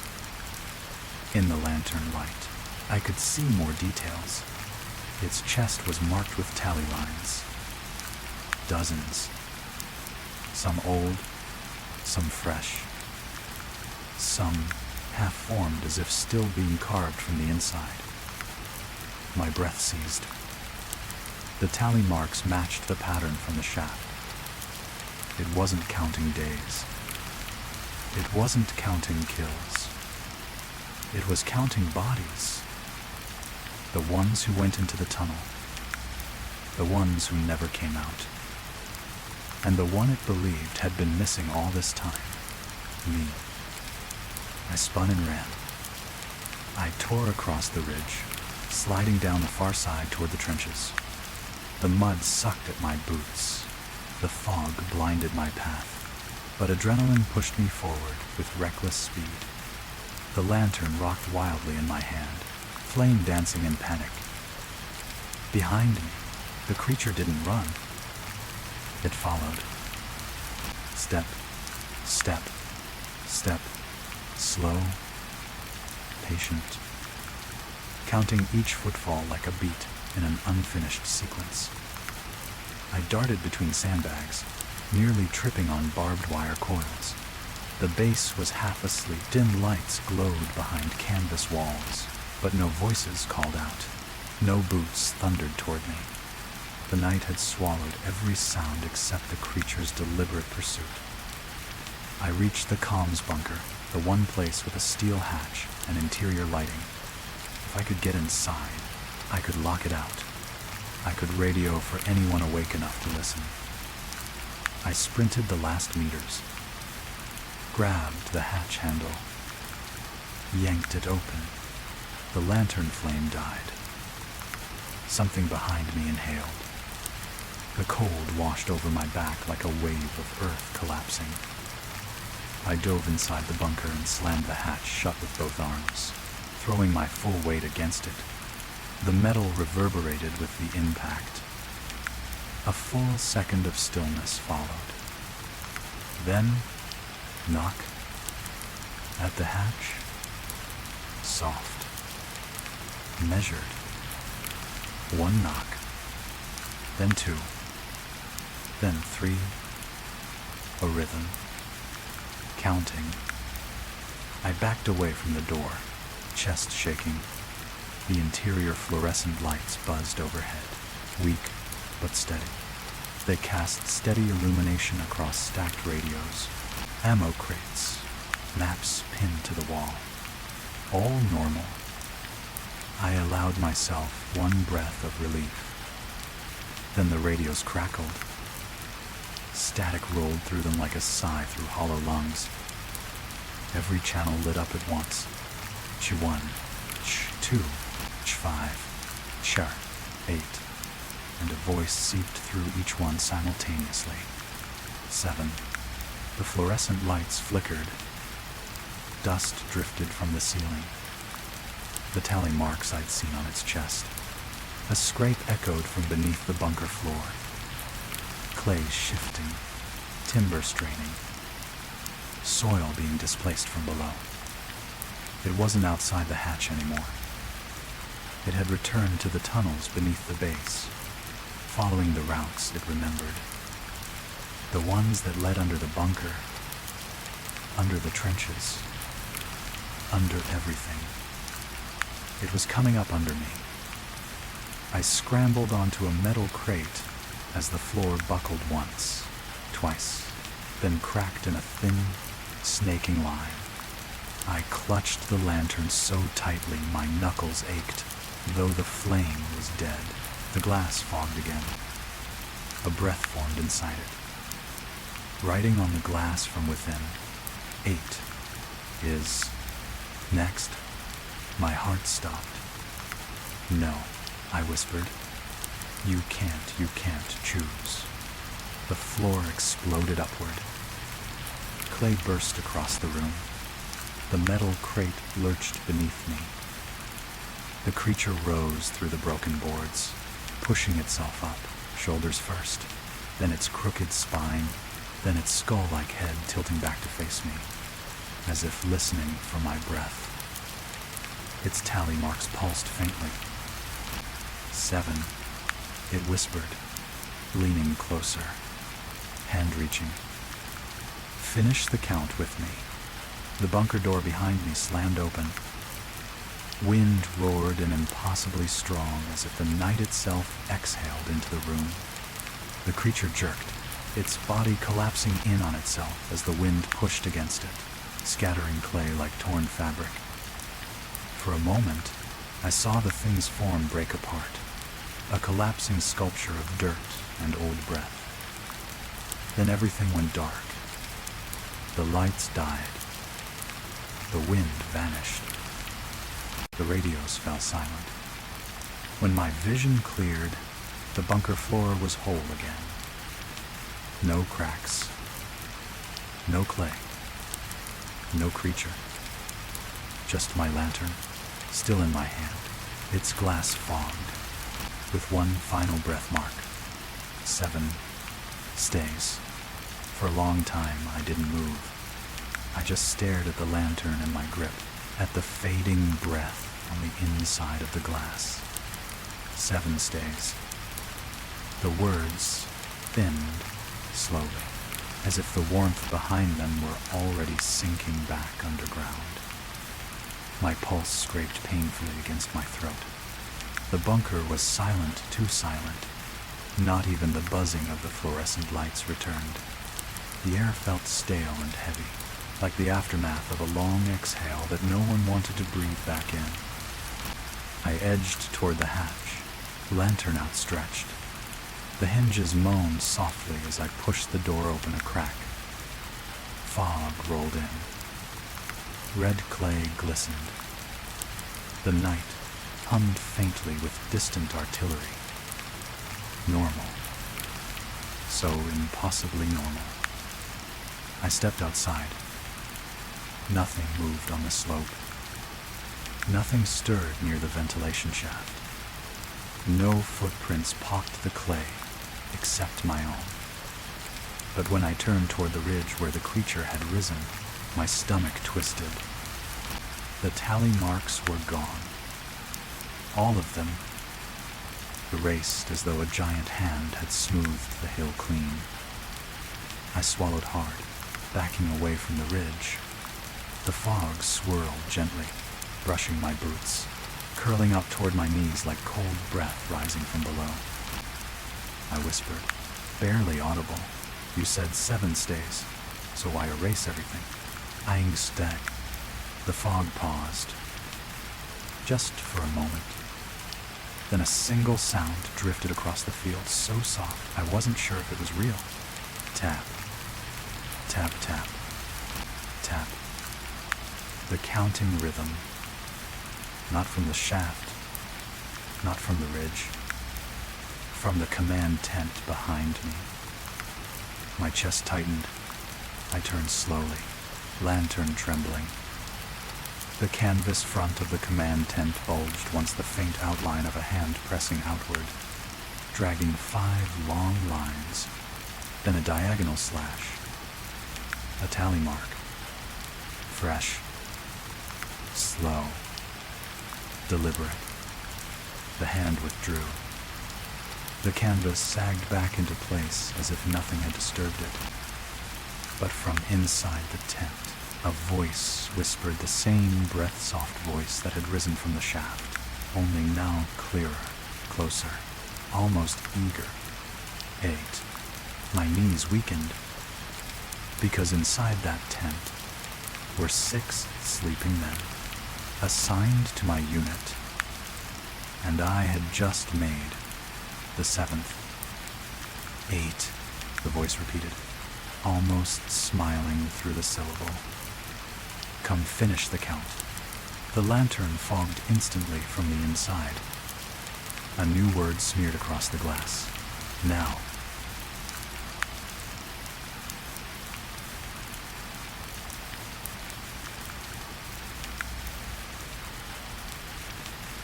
Story 6. The windowless room, Bara Mountain, listening station. Bara Mountain was the kind of place that swallowed sound whole. The listening station halfway up its rocky spine, a cramped, half-buried concrete bunker sat wedged between jagged boulders like a forgotten tooth lodged in the hillside. I'd been assigned there for signal monitoring in late 1970, rotating 3-hour shifts with 2 other operators. The room had no windows, just a steel door, a flickering ceiling bulb, and 3 battered receivers that crackled more often than they worked. You could hear artillery from miles away, but never through those concrete walls. It felt sealed, muted, like sound died before reaching inside. My first night shift should have been easy. I logged my check, sat at receiver 2, adjusted the dials, and waited for the usual static. Instead, a strange low hum bled through the headphones, not machine noise, not interference.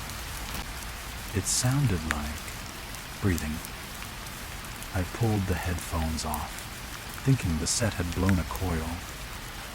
But the hum grew louder, deeper, closer.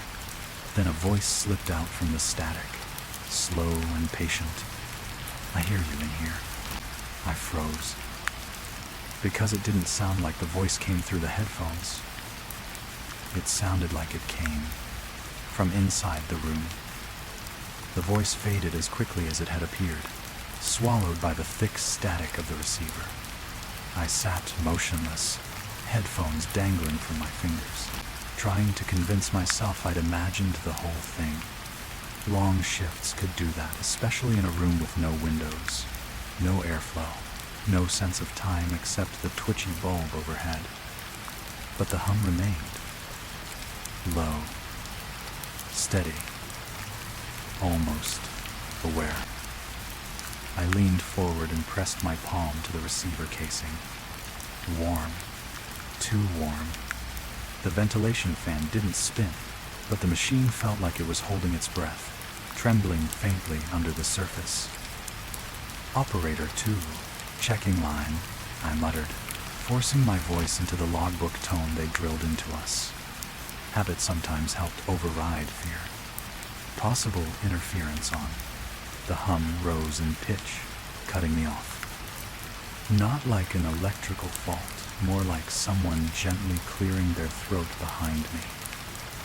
I turned sharply. The room was empty. Just 3 chairs, 3 receivers, a map pinned crookedly to the concrete, and a sealed steel door. I tapped the door with my knuckles. Solid. No echo. Still, the hum deepened again, vibrating through the floor this time, like the sound was coming up from under the bunker rather than through the radio. I put the headphones back on. Static. Crackle. A soft, dragging sound, like cloth scraping across stone. Then, buried so deep in the noise I almost missed it. "Don't turn around." My breath locked. I tore the headphones off once more and stared at the corner of the room behind me, the darkest one, where the light bulb's flicker never quite reached. Nothing. No movement. No shake. No breath. And yet, the hum shifted again, not from the receivers now, but from the walls themselves. It traveled upward through the concrete, spreading thin vibrations through the room. The bulb above me trembled in its socket, swinging slightly on its frayed wire. I stepped away from the desk. That's when I noticed something I hadn't before. Small flakes of concrete dust littered the floor beneath the far wall, the same wall that backed directly into the mountain rock. I crouched and brushed some of the dust between my fingers.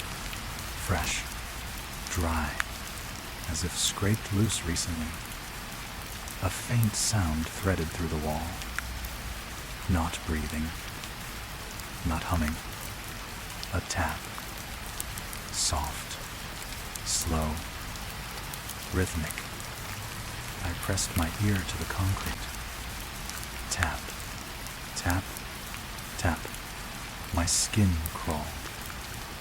Someone was tapping from the other side of a wall that was supposed to be solid mountain.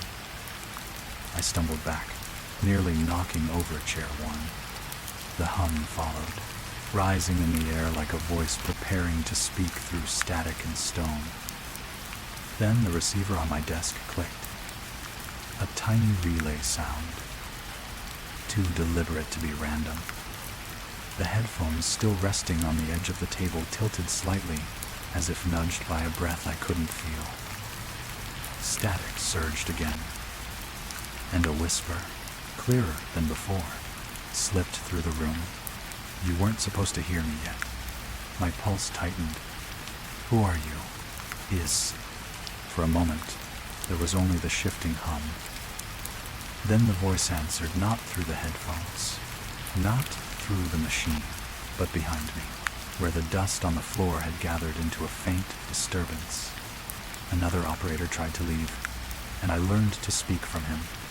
A single tap echoed through the wall, right beside my shoulder. I froze.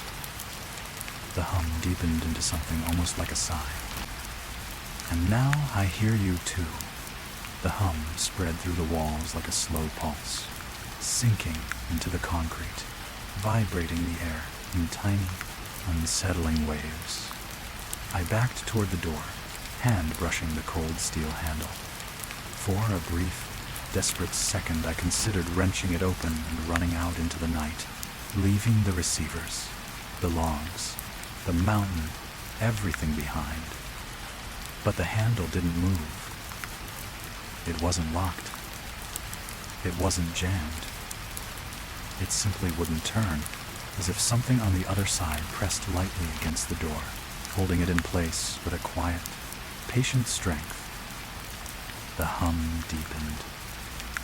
Not electric. Not mechanical. Not anything I'd heard a radio produce. It sounded like a throat.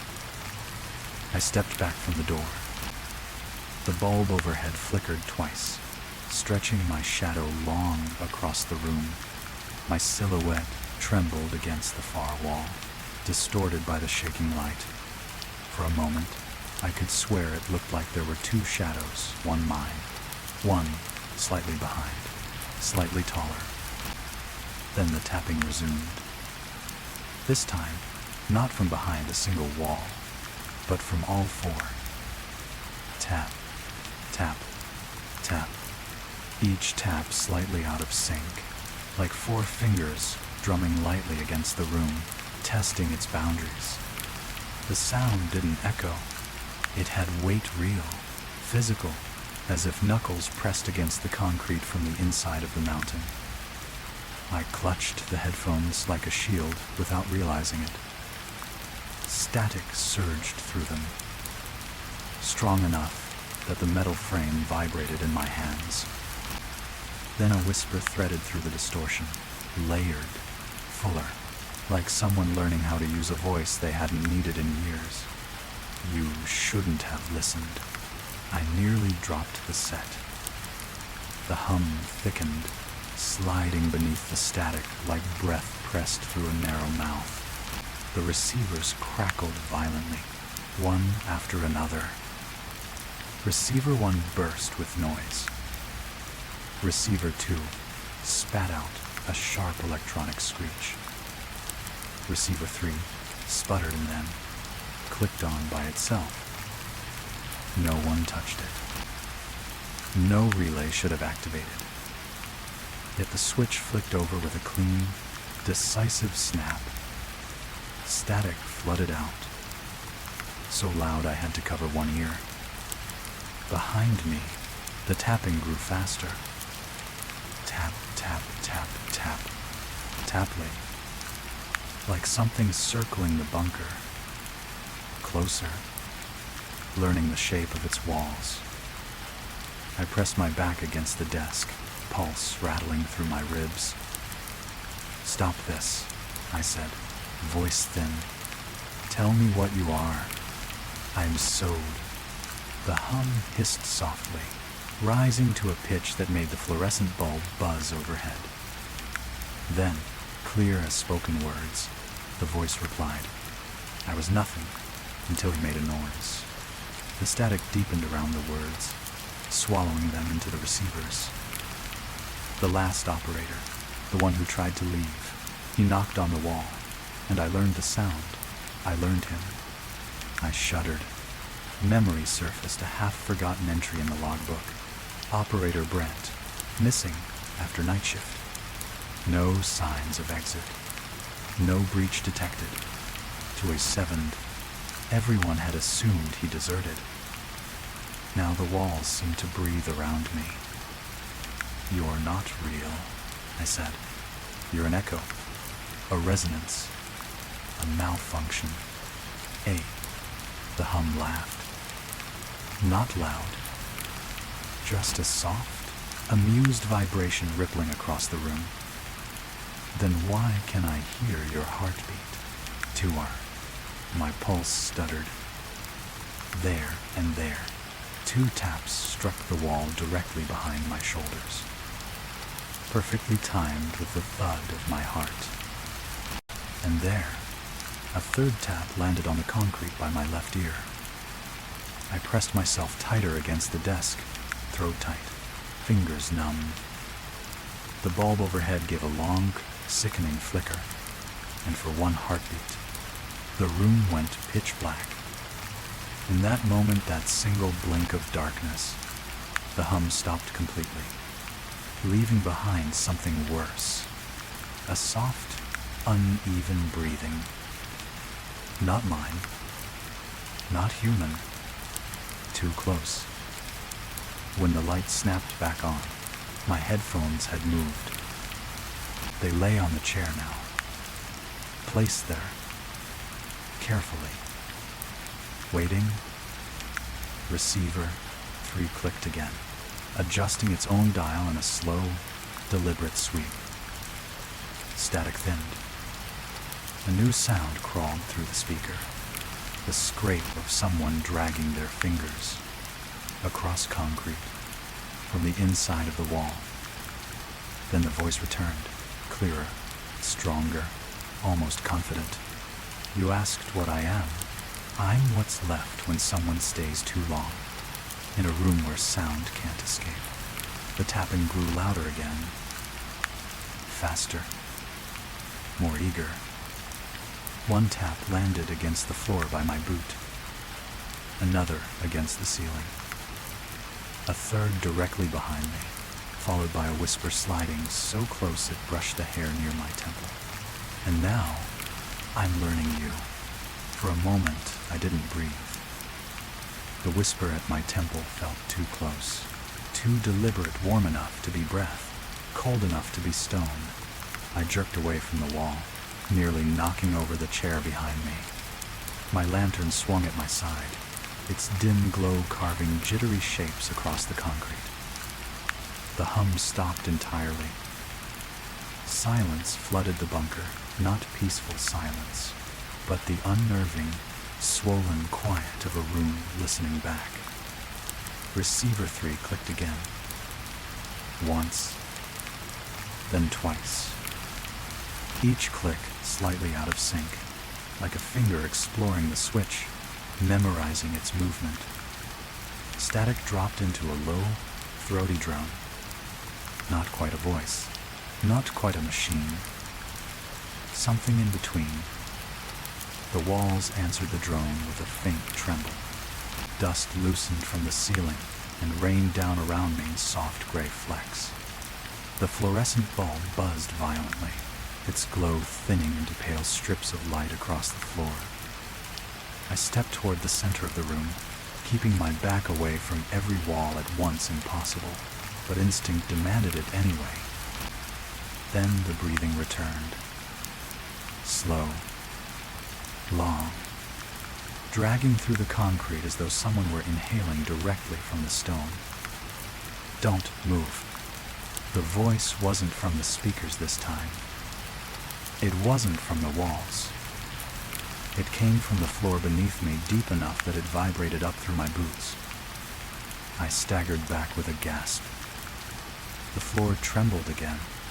A subtle, pulsing pressure rolled beneath the concrete slab, traveling from one end of the bunker to the other like something huge brushing against the underside of the room. You're louder than the last one. My breath caught in my throat. Stop talking. Stop whatever this is. To stop. Aspiznode. A soft tapping answered. Not from one point, from everywhere. 4 taps at once, circling the room like fingers trailing the walls. Tap behind me. Tap above me. Tap tap by the steel door. The taps grew lighter, faster, more curious. Like something was walking around, learning the shape of the bunker not with feet, but with knuckles. Receiver 1 clicked on. Static exploded outward, sharp enough to sting my ears. Beneath it, faint but unmistakable, came the sound of someone speaking, though the words were wrong, backward syllables, half-formed consonants, the broken attempts of a mouth trying to shape sounds it barely understood. Receiver 2 clicked on next. The two machines began to coordinate alternating bursts of static like call and response signals. Receiver 3 hummed low, almost satisfied. I know your voice now. It whispered through the room. I know the shape of it. A cold dread tightened around my ribs. What do you want from me? To start at 9. Silence for 3 heartbeats. Then, to keep you from leaving. My entire body tensed. I lunged toward the door and gripped the handle with both hands, twisting with all my strength. It didn't move. Not an inch. A deep vibration rolled through the steel, like something pressing gently against the other side. Don't. The voice was closer now. Right behind me. Turn around. I froze. The lantern dimmed, its flame pulling sideways toward the center of the room, toward the place where something unseen was breathing. The fluorescent bulb flickered once, twice, then went dark. Total blackness swallowed the bunker. I couldn't see my hand in front of my face. Couldn't see the walls. Couldn't see the receivers. But I could hear. Breathing. Faint, uneven, experimental breaths, not shaped by lungs but carved from resonance. Each inhale sounded like stone scraping against stone. Each exhale like static thinning to a whisper. Then directly behind me, a soft shuffle, shifting weight on the concrete. Close. Closer than breath. I didn't have a shape. Before he taught me, the voice brushed the back of my neck, cold and intimate. And you're teaching me faster. I squeezed my eyes shut and pressed my back against the steel door. Something touched my shoulder. Not a hand. Not skin. A vibration, a dense, buzzing pressure that sank through the fabric of my uniform and into my bones, humming with a low, resonant frequency. Don't, I whispered, voice cracking. The vibration traveled down my arm, into my wrist, toward the lantern clasped in my hand. The flame swayed violently. Open it, the voice breathed. Let me see your sound. My grip faltered for a split second and the lantern nearly fell. I forced my fingers to tighten around it, pulling it close to my chest. No, you stay away from me. Lars. The room went utterly still. The breathing stopped. The hum vanished. The tapping ceased. For half a moment I thought it had given up. Then a single, careful word pressed into my ear, spoken with perfect, terrifying clarity as if someone were standing inches behind me, mouth almost touching my skin. Turn around. And this time, the voice sounded exactly like mine. I didn't turn around. Every instinct screamed at me to move, to fight, to run, to do anything but give the thing behind me what it wanted. But my legs had locked not from fear alone, but because the floor itself had taken on a faint vibration, a soft, steady thrum that pinned my boots in place like invisible hands resting gently on top of them. My voice lingered in the darkness. Turn around. The lantern in my grip flickered violently, its flame stretching sideways as though pulled by something just inches behind me. I clenched the handle harder, knuckles aching, and whispered through tight teeth, I'm not turning. End quote. Silence. Then, slowly, the vibration beneath my feet faded. The unseen pressure lifted from my shoulders. The air loosened, as if someone had stepped back, and the light returned. The fluorescent bulb blinked once, twice, then steadied into a weak but continuous glow. The bunker snapped back into view desks, receivers, concrete walls, dust floating lazily in the stagnant air. No figure behind me, no shadow that wasn't mine, no shape pressed against the walls. Just the room again. I gasped, sharp and shaky, drawing in air I hadn't realized I'd been denying myself. The lantern flame steadied in my hand.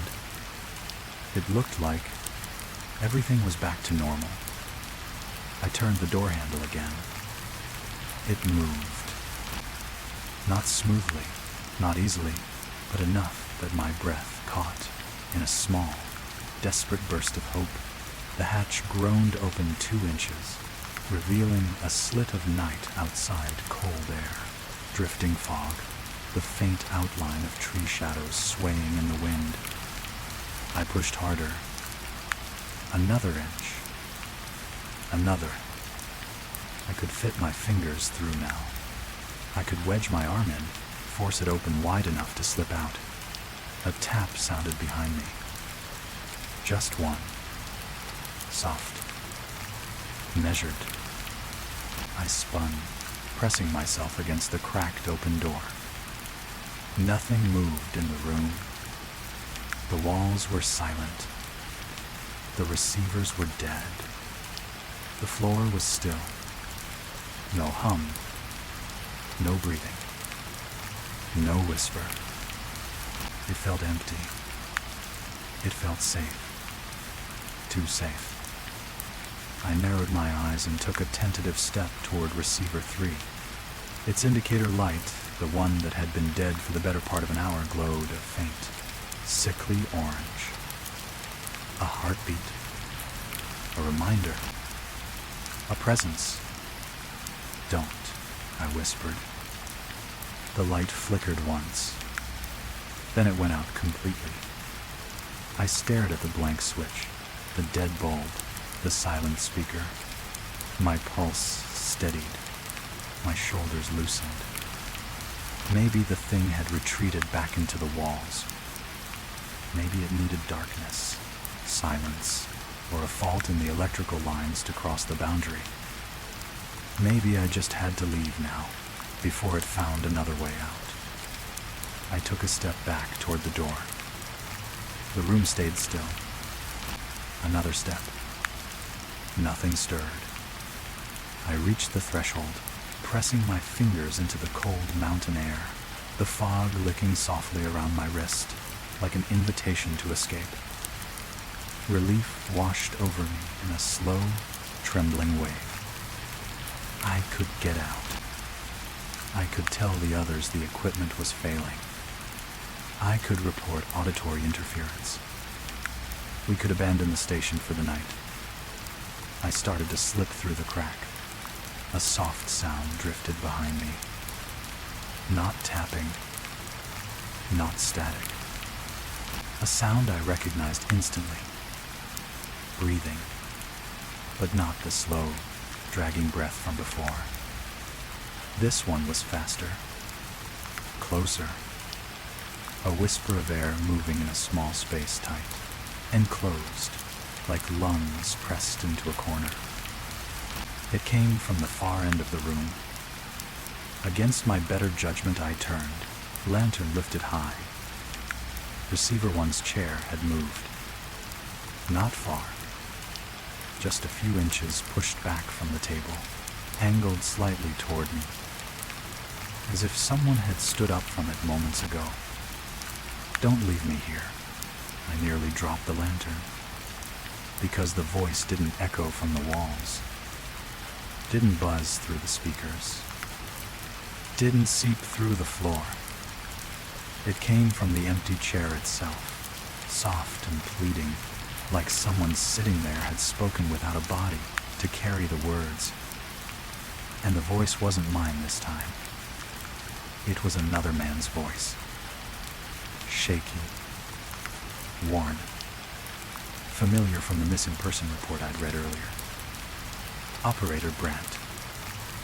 Please, Don't leave me here again." The breath behind the words trembled. Then the chair shifted another inch. Slow, hesitant, as though someone unseen was pushing against it, trying to stand. It learns you faster when you try to leave. My heart turned to ice. I stepped fully back into the room, lantern raised, staring at the chair as it trembled under invisible weight. The steel door behind me swung shut on its own, sealing the bunker in a soft metallic click. The bulb flickered. Once, twice. Then the entire room inhaled. A deep, cavernous, resonant breath from the walls, the floor, the ceiling, the machines, the concrete, everything. The lantern flames stretched upward, almost extinguished.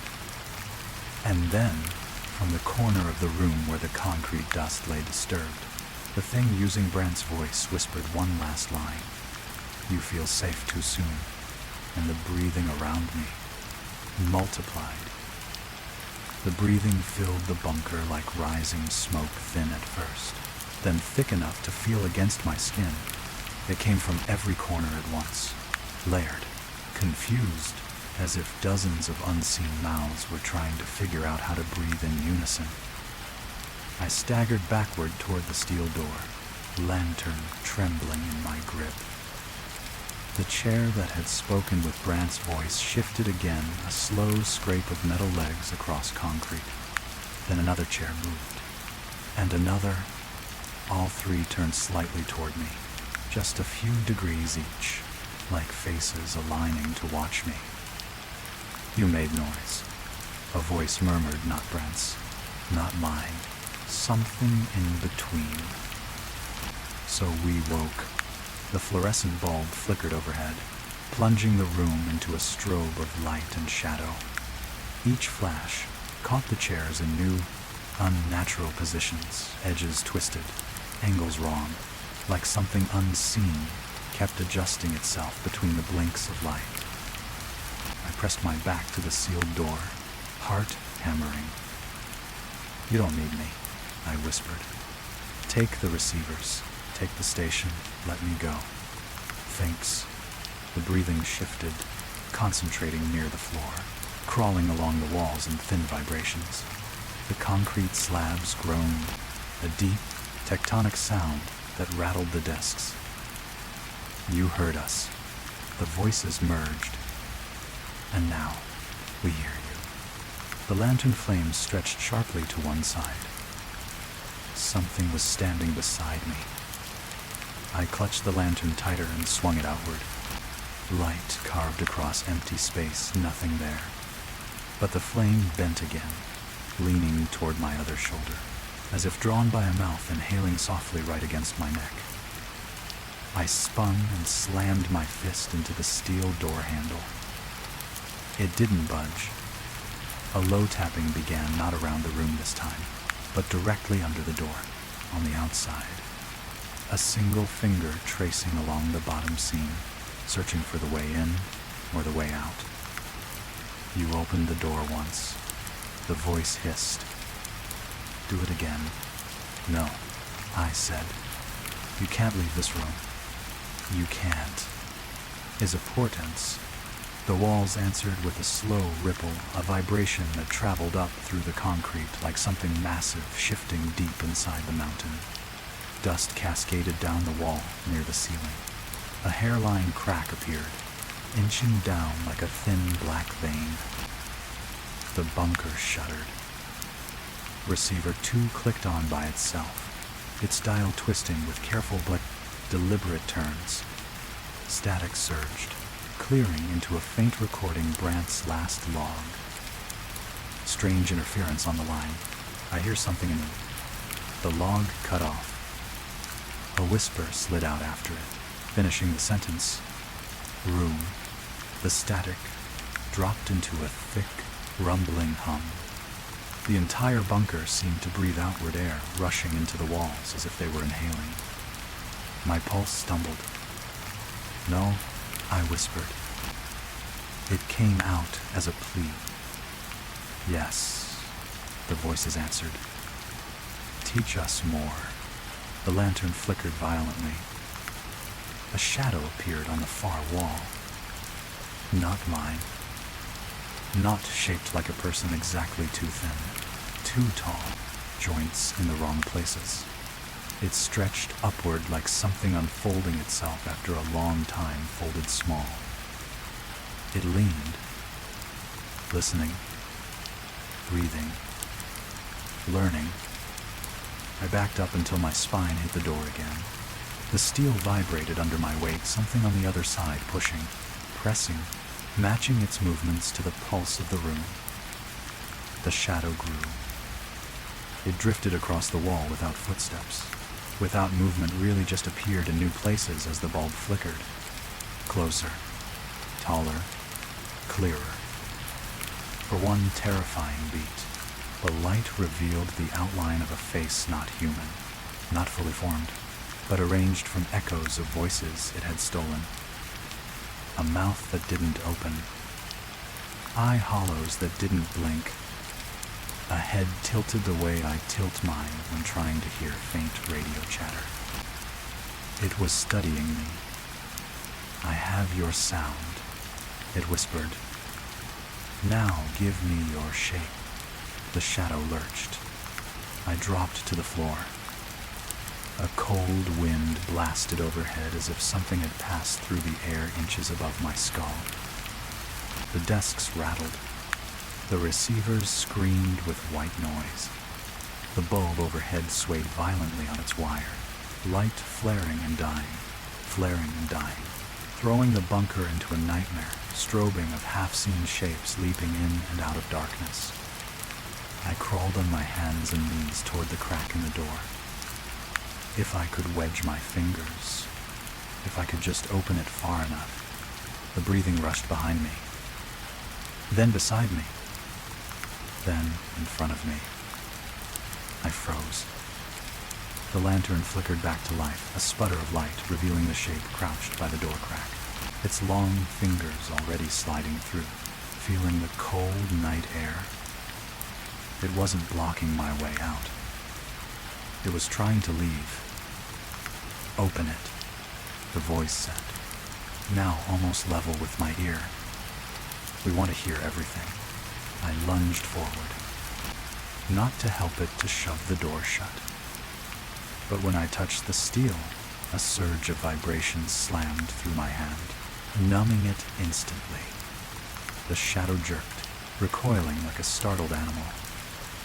For the first time, I heard it make a sound that wasn't a whisper. A shriek, high, thin, metallic like feedback from a broken radio. The walls trembled, the bulb blew out, and the room fell into choking darkness. I didn't think. I didn't breathe. I used my shoulder numb, screaming, and rammed the door with everything I had. It slammed shut. The shriek cut off instantly. So did the breathing. The silence that followed was absolute. Not a hum. Not a whisper. Not a tap. Just dead, heavy stillness. I slid to the floor, gasping, back pressed against the sealed door. The lantern flickered weakly in my hand, the only heartbeat left in the room. After a long minute, the flame steadied. My pulse finally slowed. I was alive. The thing was contained.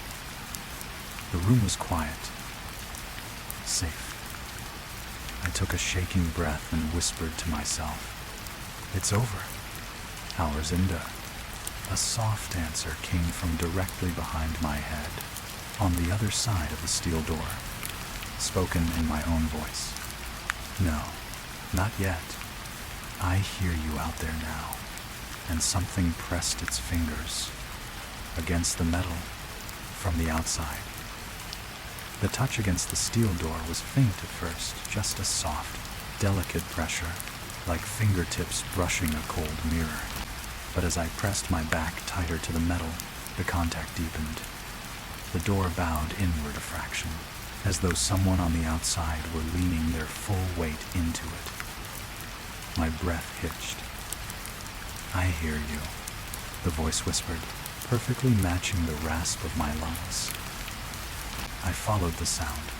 "That's impossible," I whispered. "You can't exist outside the room." "Guide." A low hum answered, rising, falling, shaping itself like a quiet laugh. "You taught me how to cross walls." The lantern flickered violently in my hands, its flame shrinking to a trembling pin. The air around me drained cold, thin, stale, the room no longer sealed, no longer sheltering me. Sound seeped through the concrete in reverse, flowing outward, as if the bunker were now exhaling everything it had trapped for years. Something scraped along the doorframe. A nail, or bone, or the sharpened memory of a hand. A second scrape followed, then a third. Slow, deliberate strokes tracing the outline of the door. "You opened it once," the voice murmured. "Showed me the way." My stomach twisted. A soft, rhythmic tap began on the outside, the same tapping from before, the one that had circled the room.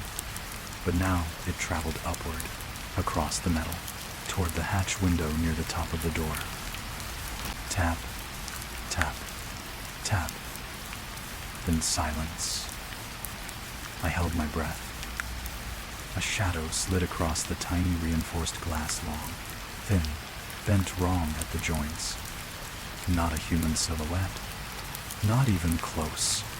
It paused there, pressed close enough to fog the inside of the window. Something leaned in. Its breath smeared the glass with a pale haze, shaping words in slow, deliberate strokes. "Let me in." My pulse thundered in my ears. I scrambled backward across the floor, lantern shaking wildly. The flame flared once, a desperate gasp of light illuminating the shadow pressed against the window. The outline of a face looked in. Not mine. Not Brant's. A face made of static and dust, features half-formed and shifting, as though the creature couldn't decide which voice, which identity it wanted to wear. Then it smiled. A thin, jagged line appearing where a mouth should not exist. The breath haze on the glass expanded, forming a second message beneath the first. "You can't hide in here." A heavy thud struck the door.